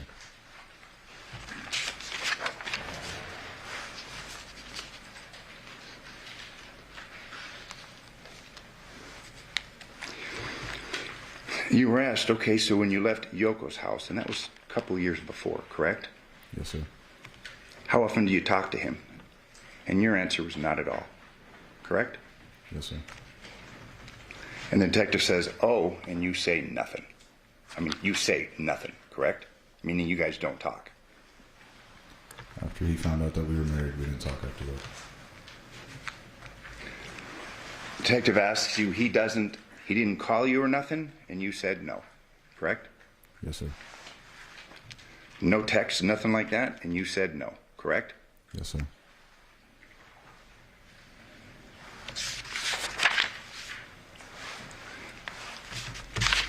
The detective then asks you about you speaking with him a couple of months ago, and what did that entail? Like, what were you guys doing at that point? You correct him and say, I didn't say I spoke to him a couple of weeks ago, correct? Yes, sir. And then the detective says, I thought you said the last time you spoke with, like actually talked to him, was a couple of months ago. And you say, well, like it was probably years, correct? Yes, sir. You say, he doesn't call me on my birthday, not on Happy New Year's, like none of that. So not Thanksgiving, so we just didn't talk, correct? Yes, sir.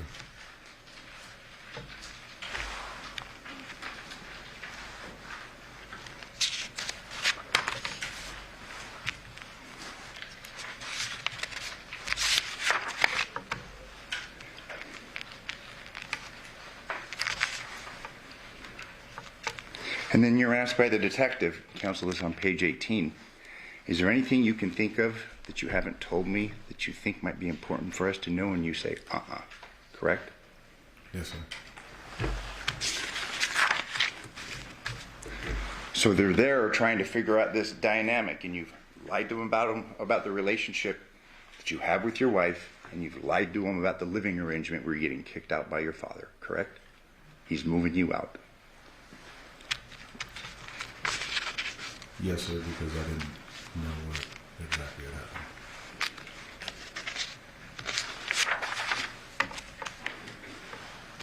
You did say that it was kind of a shit show at the other house, correct? Yes, sir.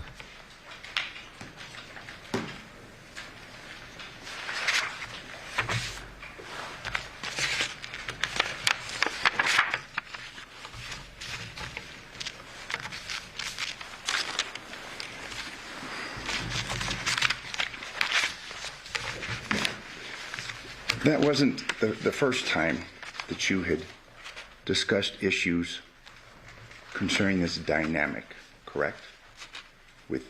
Concerning your wife, you, your father, the moving arrangements, correct? No, sir.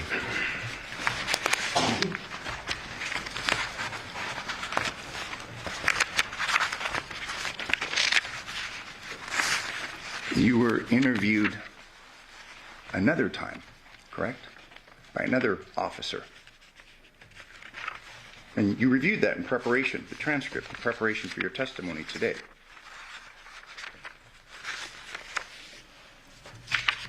Yes, sir. That interview occurred September 12th, 2023, correct? Yes, sir.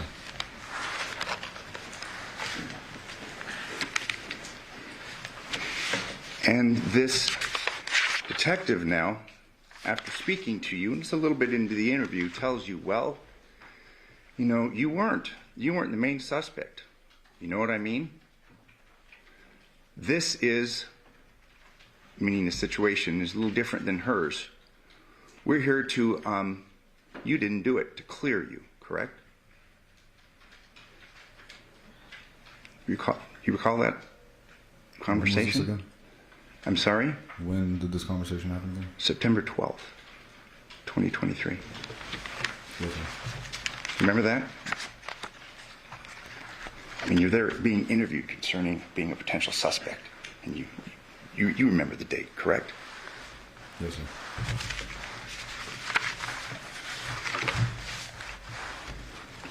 And you're being told now that we're working to clear you, correct? Yes, sir. You were relieved, fair to say? Yes, sir. The detective asks you, does that make sense? And you say it does, correct? Yes, sir. And then the detective says, and while the chances of you even being there are so slim that it's just there's that's not even on the radar, correct? Yes, sir.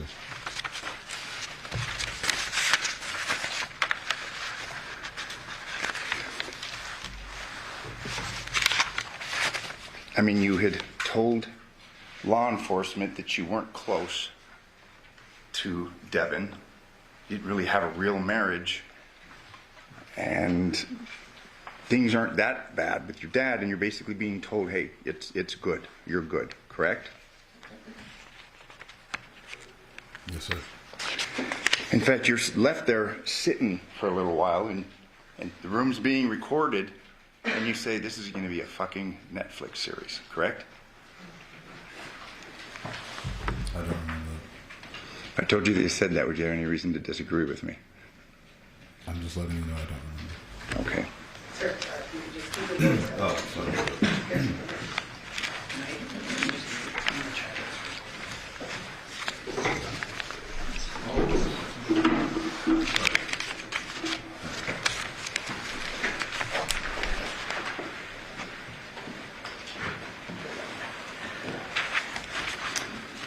And before I forget, and I'm sorry for going back, but there was some discussion with Detective Ozawa about the problem the morning, August 7th, about your wife trying to register the girls. Your dad was supposed to have registered them, correct?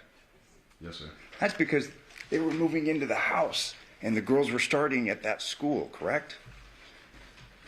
Yes, sir. So that's, again, a confirmation that you knew. You knew that they were moving into the house. Correct? Yes, sir.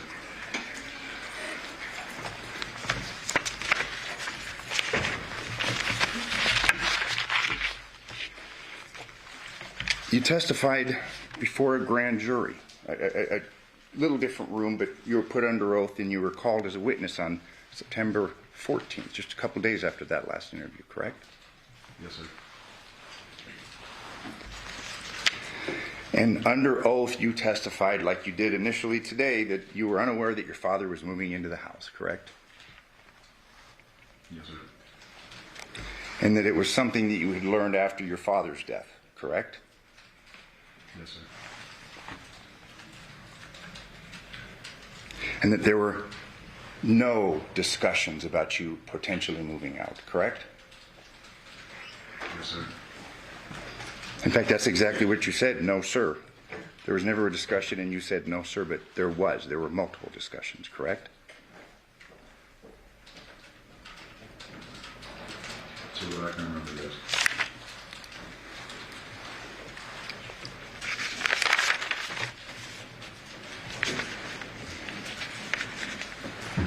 You were asked, were you estranged from your father? And you said, we didn't get along, correct? Only while working, sir, yes. I'm sorry? Only while we worked together. So you're still saying you guys got along just fine, but it was just work related? Anytime I was with him, I had a good time. I see. But you guys don't text, you don't call, correct? Not after he found out I was married.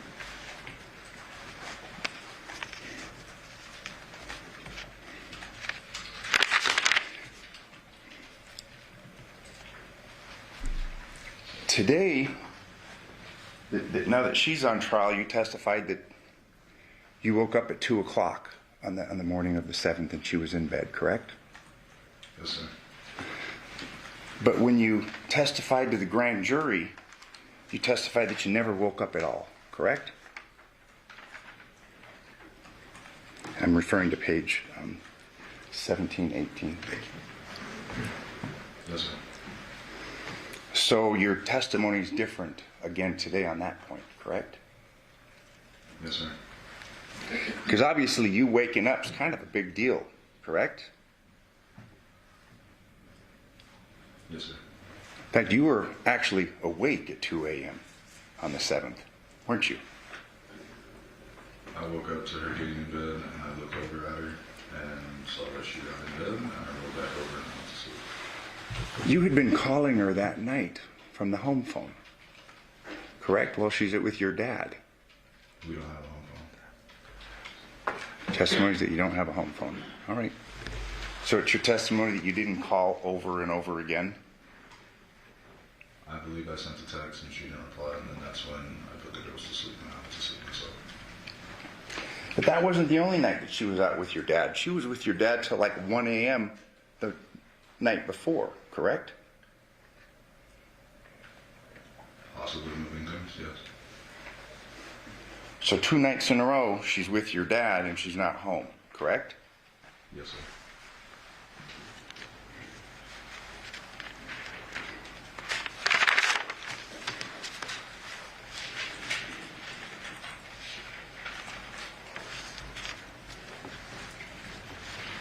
In fact, through the course of your grand jury testimony, you are asked by a grand juror, because unlike this, I mean, grand jurors can ask you questions, correct? I mean, that was your understanding. They spoke to you.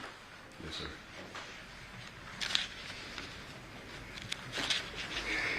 You were asked how long you and Devyn had been married, correct? Yes, sir. And you answered 3 years. Yes, sir. And then there's some follow-up questions. Just like to ask you a couple more questions about that. Did you and Devyn... I'm sorry, page 35. Did you and Devyn get married in the traditional sense? And you answered, yes, it was more of me helping out with the girls when she couldn't find a babysitter. So I figured, well, we both kind of sat and talked about it. When she has to go to work and can't find a babysitter, I could be there. She also had a whole bunch of medical problems, and it was very expensive to keep the girls at daycare, and she's sitting in the hospital, so I would normally be there to watch them. And then there's a question, okay, and I'm sorry to ask, was an intimate relationship that you were in with Devyn at some point? And your testimony under oath to this grand jury on this day was, yes, after the first year it started to get intimate, correct? Yes, sir. After the first year of marriage it started to get intimate, correct? Objection, it does not say that. The context of the question, I've read it, it speaks for itself. Okay, so ladies and gentlemen, the jury can determine what the context is. You just need to read it verbatim. So that objection will be sustained. And if I may just read then for the record, I mean, this is prior testimony. This is from the grand jury? Correct. What page are you on? Page 35, I'll start at line 15, page 35, by juror. How long have you and Devyn been married? Answer, 3 years. Question. If I could ask you just a couple more questions about that, did you and Devyn get married in the traditional sense? Yes. Answer. But it was more of me helping out with the girls when she couldn't find a babysitter. So I figured, well, we both kind of sat and talked about it. When she has to go to work and can't find a babysitter, I could be there. She also had a whole bunch of medical problems, and it's very expensive to keep the girls at a daycare when she's sitting in the hospital, so I would normally be there to watch them. Question, okay, and I'm sorry to ask, was an intimate relationship that you were in with Devyn at some point? Yes. After the first year, it started to get intimate. Next question, did it remain intimate up until the time of your father's death? Yes.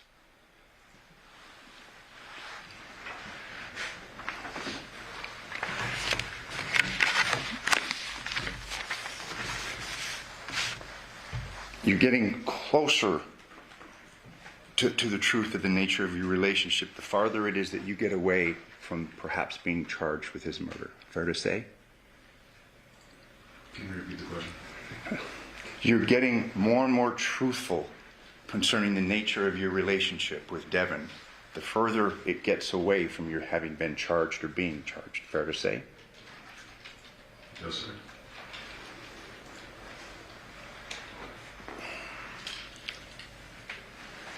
You testified today that you didn't remember the date that you married her, correct?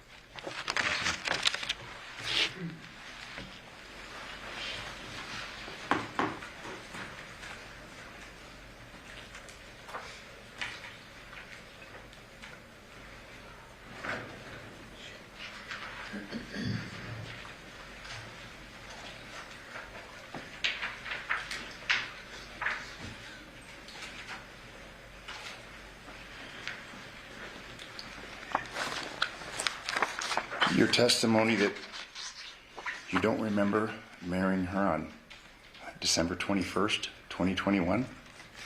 No, sir.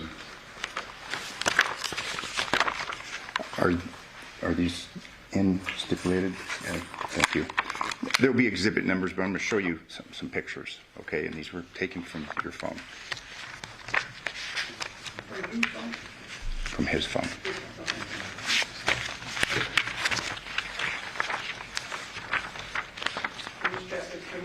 Are those stipulated too? Yeah, we have no objection. We just want a copy because Absolutely. we've just seen them, but Okay. I think we do for... Objecting to this side? Correct. I think Okay, well, let's just make the record. Yes. What are the Yeah, they put them on. numbers? This is L3. It's been marked by your clerk. He was ahead of me, so thank you. Right, but I think she can tell me what it is, so we can put it on the record. Okay. L3. It's L3? Yeah. Is that L3? Yes. Okay. Okay, so L3, well, Mr. Joseph, what's it, if the whole packet's being stipulated to, let's just admit the packet now, and then Okay. you can show any ones you want. Okay. So L3 to what?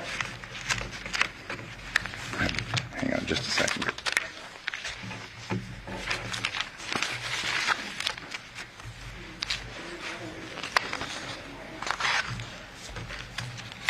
A3 to S3. Okay, A3 to S3 is invention of stipulation, we have eventually published them all. And in the interest of time, and since these will go back, I'm not going to go through each and every one of them. I don't think so.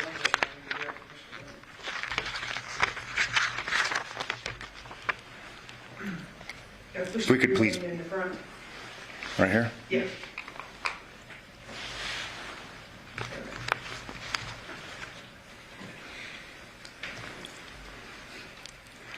Remember that date? I remember the day and the date. Okay. But you do remember marrying her, correct? Yes, sir.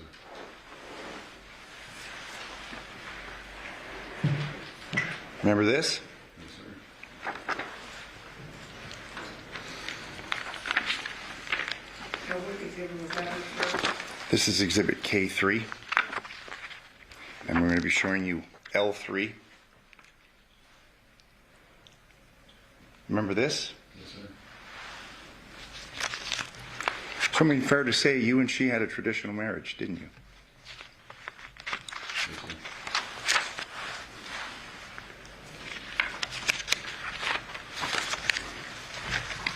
I mean, obviously it was a fairly passionate relationship, wasn't it? It got weird, yeah. I mean, for good and bad, correct? Yes, sir.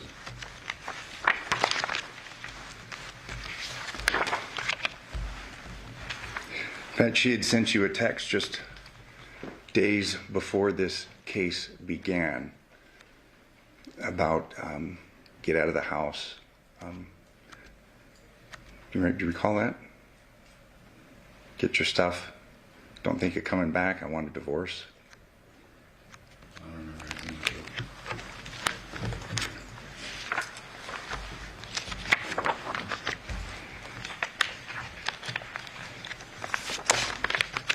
And you're still married to her, correct? Yes, sir. After things went down in this case, you moved to California, correct? Yes, sir. Through the course of your marriage to her, you wore a wedding ring, didn't you? In my time in Vegas, yeah. And she wore a wedding ring too, correct? Yes, sir. And that was a symbol of the commitment that you had to each other, correct? Rings are. Yes, sir. I'm showing you what's been admitted, Defense Exhibit B3. That was the ring that she wore, correct? Yes, sir.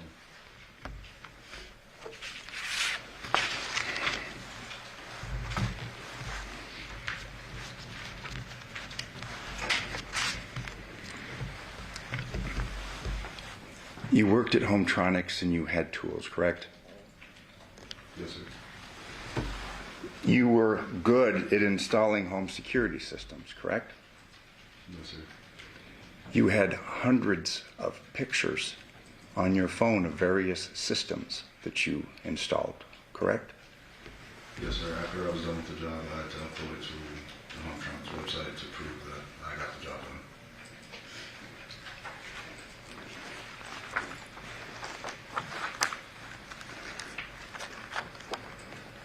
And Your Honor, this is defense exhibit. It's like B1 through V2. We're moving through the admission. These are just images of security systems. B1 through B2. I'm sorry. B1 through B1 through V2. V2. Oh, no objection. Okay, B1 through V2 will be admitted. And in going through these security systems, you obviously were conscientious of the angles, correct? I would always ask how we set the camera up, and I would ask the customer to pull it on their phone and let me know what angle they would like it to be. So you're familiar with security cameras and what they picked up and what they didn't. Yes, sir. And there's going to be a stack of these, but I'll just show you just for, like, Defense Exhibit K2. We've got one right here. You can see that, correct? Yes, sir. You know what type of camera that is, correct? A ring camera? All right. Showing you Defense Exhibit D2. You got the ladder up on this. This is an exterior camera. You installed that one, correct? Yes, sir. You know what kind of camera that is, correct? That's also a ring camera.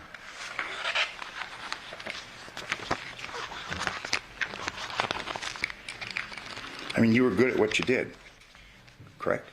Yes, sir.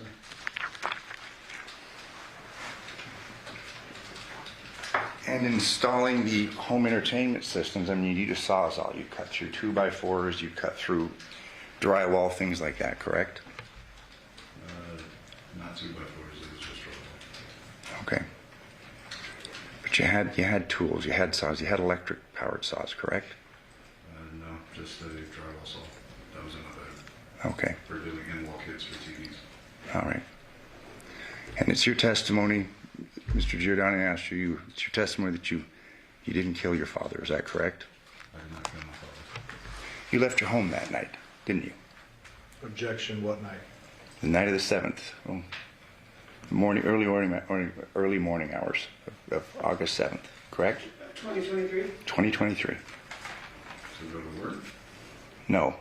You left the house in the dark at 2 a.m., correct? No, sir. You'd been on your phone. You were looking at pictures of you and Devyn, correct? I don't remember. You left that home. You went to the Palo Verde residence, didn't you? The Palo Verde residence. No, sir. If you're talking about the night that my father was murdered, Yeah. I was home with the girls. We watched a movie. I put them to sleep. I received a text her letting her know that I put them to sleep, and I went to sleep myself. And that's your testimony under oath, correct? Yes, sir. Like the testimony under oath that you've given to the grand jury previously, correct? Yes, sir. You'll agree with me that you'll lie under oath if it fits you. No, sir. I became a very big alcoholic out there. Okay. So it's a little fuzzy, but I will answer truthfully to what I do. But you'd agree with me that you were an alcoholic before that day and you had a drinking problem, correct? Before August 7th, 2023. Yes. In fact, it became a really big point of contention between you and your wife, correct? Yes. The actions, correct? Things that you do, correct? She'd send you texts. I mean, she'd get angry about that, correct? Yes, sir. She'd tell you that you were turning into your father. Isn't that true? Yes, sir. And you resented that part of your father, didn't you? Because he did the same thing, correct? No, sir. And you'd agree with me that when you drink, you do things that you wish you didn't, correct? Other than maybe throw up, no, sir. It affected your judgment, didn't it? No, sir. Affects your memory, doesn't it? Yes, sir. I have no further questions, but thank you.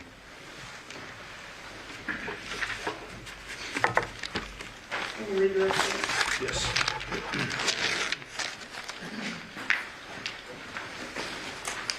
Bear with me, Devier. I just got a few more questions.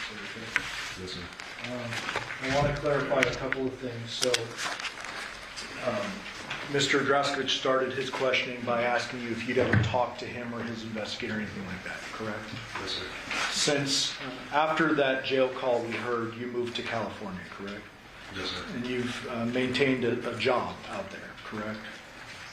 Yes, sir. Living a normal, or I guess relatively normal life. Yes, sir. You traveled here after we contacted you and said this trial's coming up and we need you to testify as a witness, correct? Yes, sir. You came here willingly. Yes, sir. You didn't make me go arrest you to bring you here, correct? Yes, sir. We flew you out and you came and you brought your girlfriend for support, correct? Yes, sir. And your girlfriend's the young lady sitting in the back of the courtroom? Yes, sir. Is it easy for you to talk about your personal sexual life in front of all these strangers and that big old camera right there? Yes, sir. Okay, so tell me tell the jury.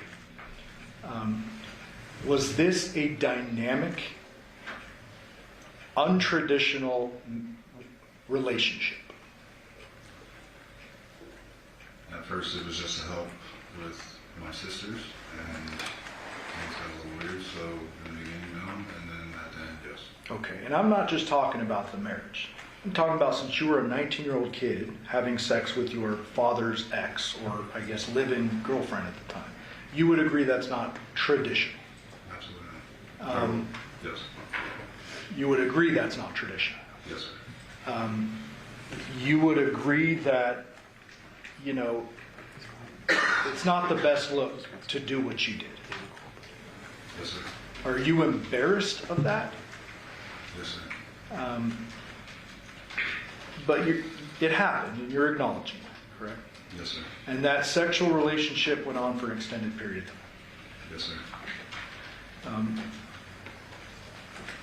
Without going through all these exhibits, you would acknowledge and you understand that the detectives took your phone and took a whole bunch of other phones, correct? Yes, sir. And before you even took the stand in front of these people today, you know that we, all these lawyers, have access to your most personal, intimate conversations. Yes, sir. Okay. Are you doing your best to recall 2 years ago, back to 8 years ago, in front of this jury? Yes, sir. Okay.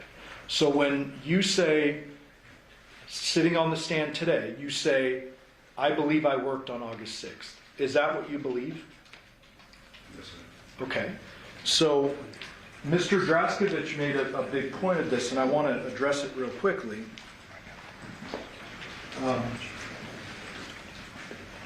Page 13 of the voluntary statement of counsel.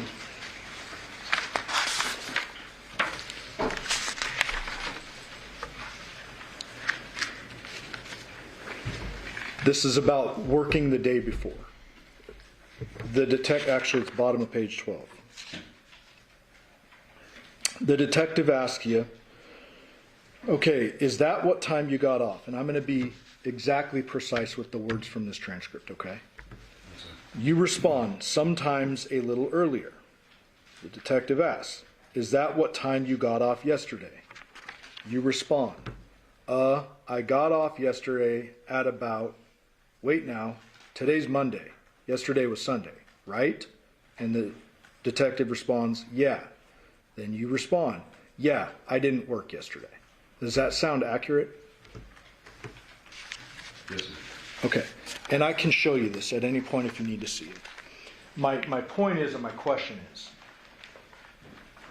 on August 7th, you learned your father died from your grandfather, correct? Yes, sir. You have, you were at work and then you go home and you start drinking, correct? Yes, sir.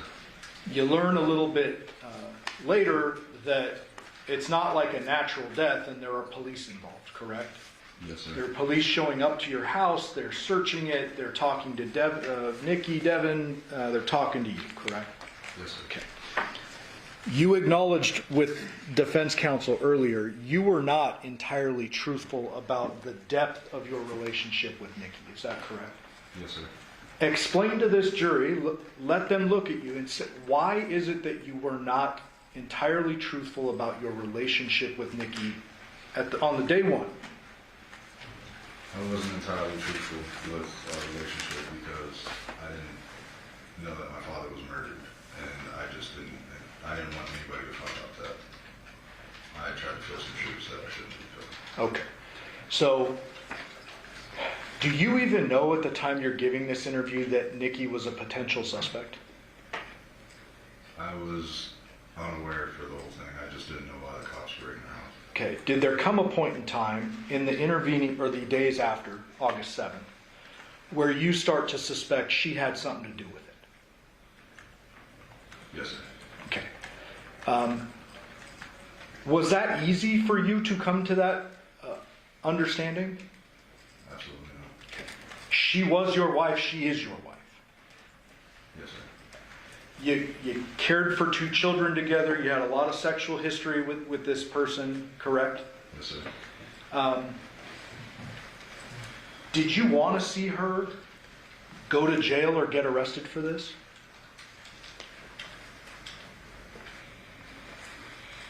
Can you repeat the question?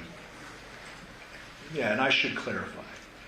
In the days where you're just suspecting and you're still kind of figuring out what's going on, did you want her to go to jail and lose her kids for this?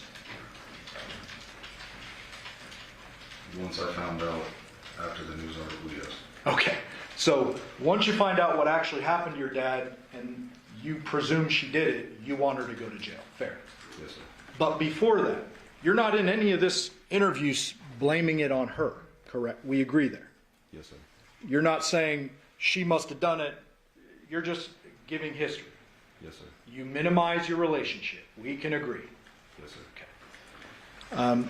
With regard to the questioning Mr. Draskovich went through with the when you learned your dad was moving into the Porcupine Room address. I want to talk about this for a moment. Before I get into the transcript, as you sit here right now, when is it that you think you learned that your dad was moving into the residence?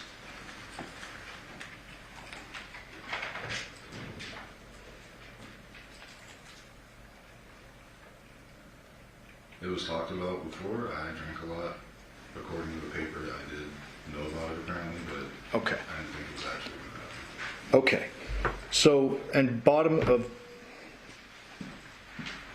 page 8. I'm going to read verbatim. You are asked about line 300, counsel. Okay, so then you knew he was moving in and she told you that you were going to have to move out, period. You respond, recently, yes. It was kind of a short notice, but yeah, period. And, period, I mean, period, I know the person he is, so I was like, okay, whatever, I'll deal with it, period. They then ask, okay, and you were going to move out. Did he knew that you lived here or didn't know that you lived here? You responded, no, he knew I lived there.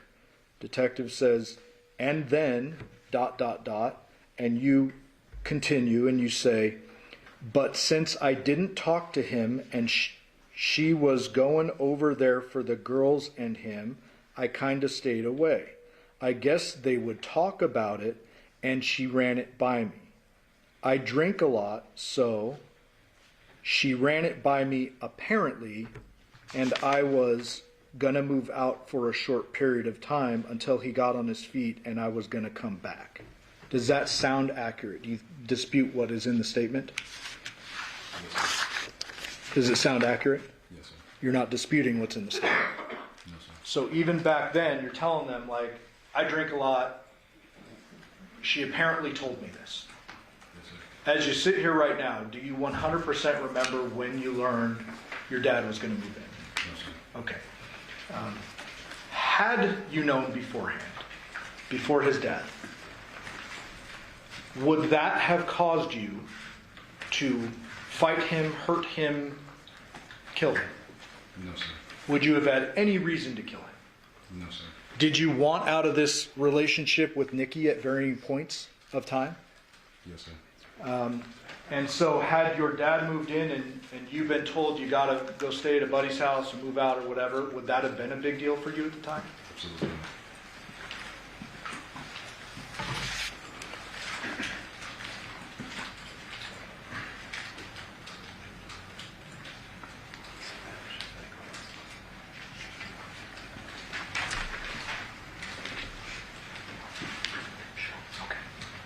Thank you, Devyn. I pass the witness. Continue with the brief, Mr. Webster. Yes.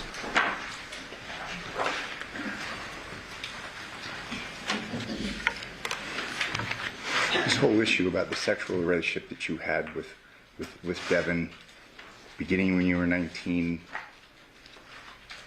you didn't speak to the prosecutor or anybody about that until yesterday, correct? Yes, sir. You watched this opening statement, didn't you? Our opening statement, where we laid out what was in the phones. Isn't that right? Can you repeat the question? Yeah, you watched the opening statement in this case, didn't you? What was the opening statement in this case? You don't know what an opening statement is, or the opening statement? I don't go to court a lot. I see. So she's on trial, you're in California, or you're getting here, and you didn't watch this? I seen a YouTube video. Then you talked to the prosecutor about these issues, correct? So you watched the YouTube video, you watched the opening statement, correct? And you adjusted, isn't that right? What do you mean by adjusted? You know, you received a couple of texts from your father.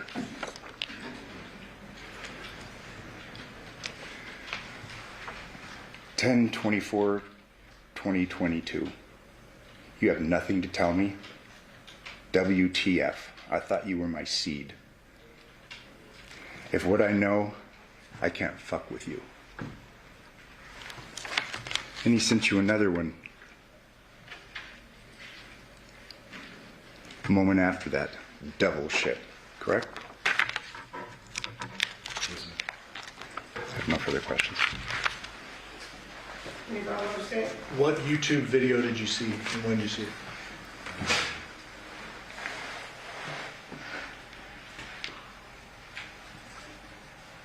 It was earlier in the year.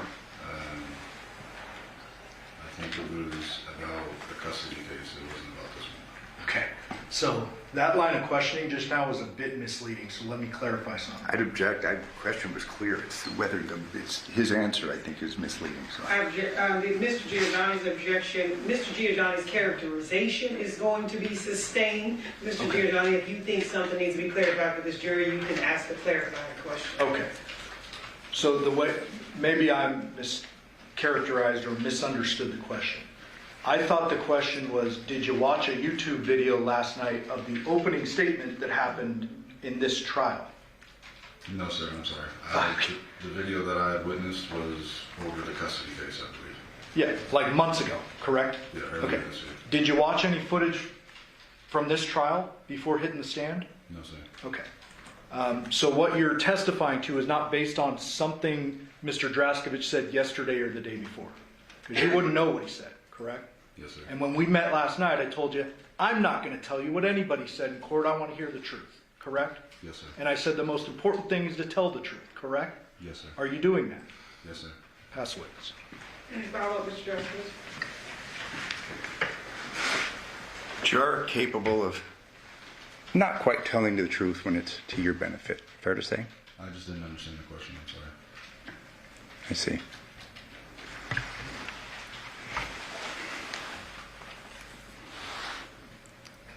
You reviewed those transcripts prior to your testimony today, correct? Yes, sir. When you spoke with investigators from the district attorney's office in preparation for this trial, didn't you? Yes, sir. They went through what your testimony was going to be. They went through what your statements were going to be, correct? Yes, sir. They provided you transcripts of your prior statements, correct? Yes, sir. And it wasn't until last night that you talked about having this sexual relationship with your wife. About 19, correct?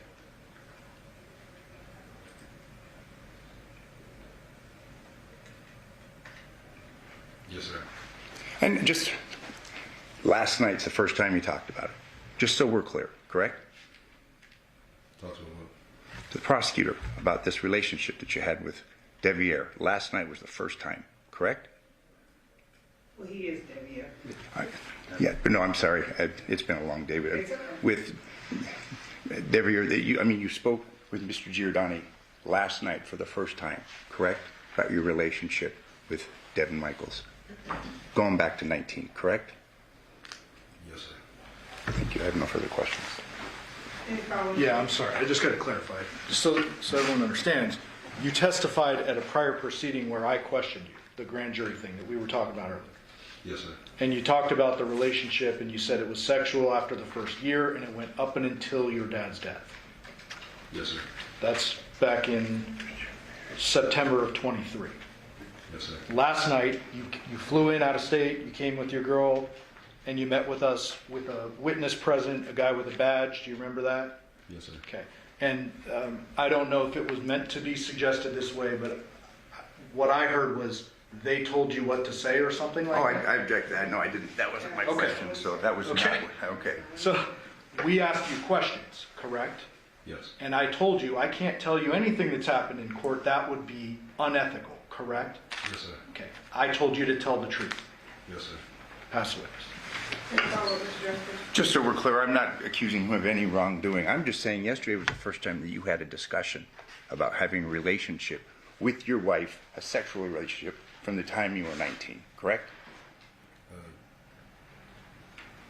No, sir. It sounds like I was already interviewed about it and I talked about it. I read you your grand jury transcript. No, that was in the context of your marriage. You never testified before the grand jury about having a sexual relationship with your wife that began when you were 19, correct? Yes, sir. I have no further questions. Any follow-up, Mr. No, Justice? thank you. Ladies and gentlemen, the jury have any questions for this witness? Okay, seeing no response. Sir, you are excused. Thank you very much for your testimony here today. You can come down now. Counsel could approach.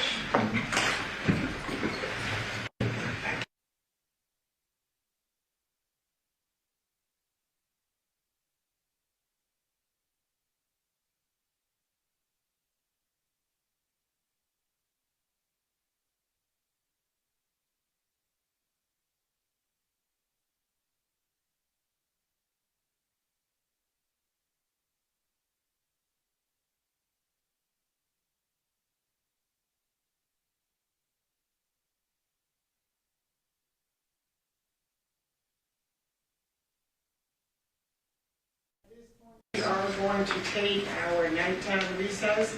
During this recess, you must not discuss or communicate with anyone, including fellow jurors, in any way regarding this case or its merits, either by voice, phone, email, text, internet, or other means of communication or social media. You must not read, watch, or listen to news or media accounts or commentary on these. You must not do any research, such as consulting dictionaries, using the internet, or using reference materials.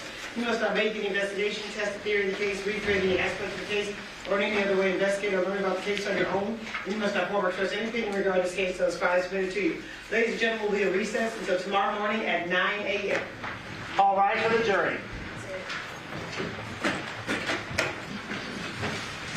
You can sit in your chair. Thank you.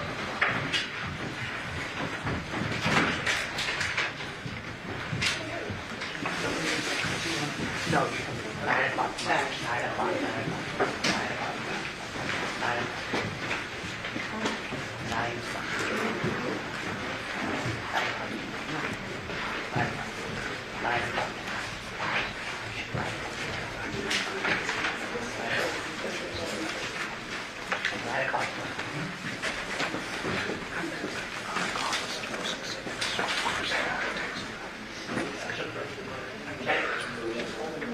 I appreciate it. Thank you.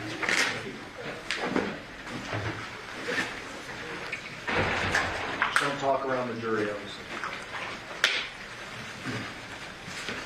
All right, may the record reflect you're outside the presence of our jury. We are off the record.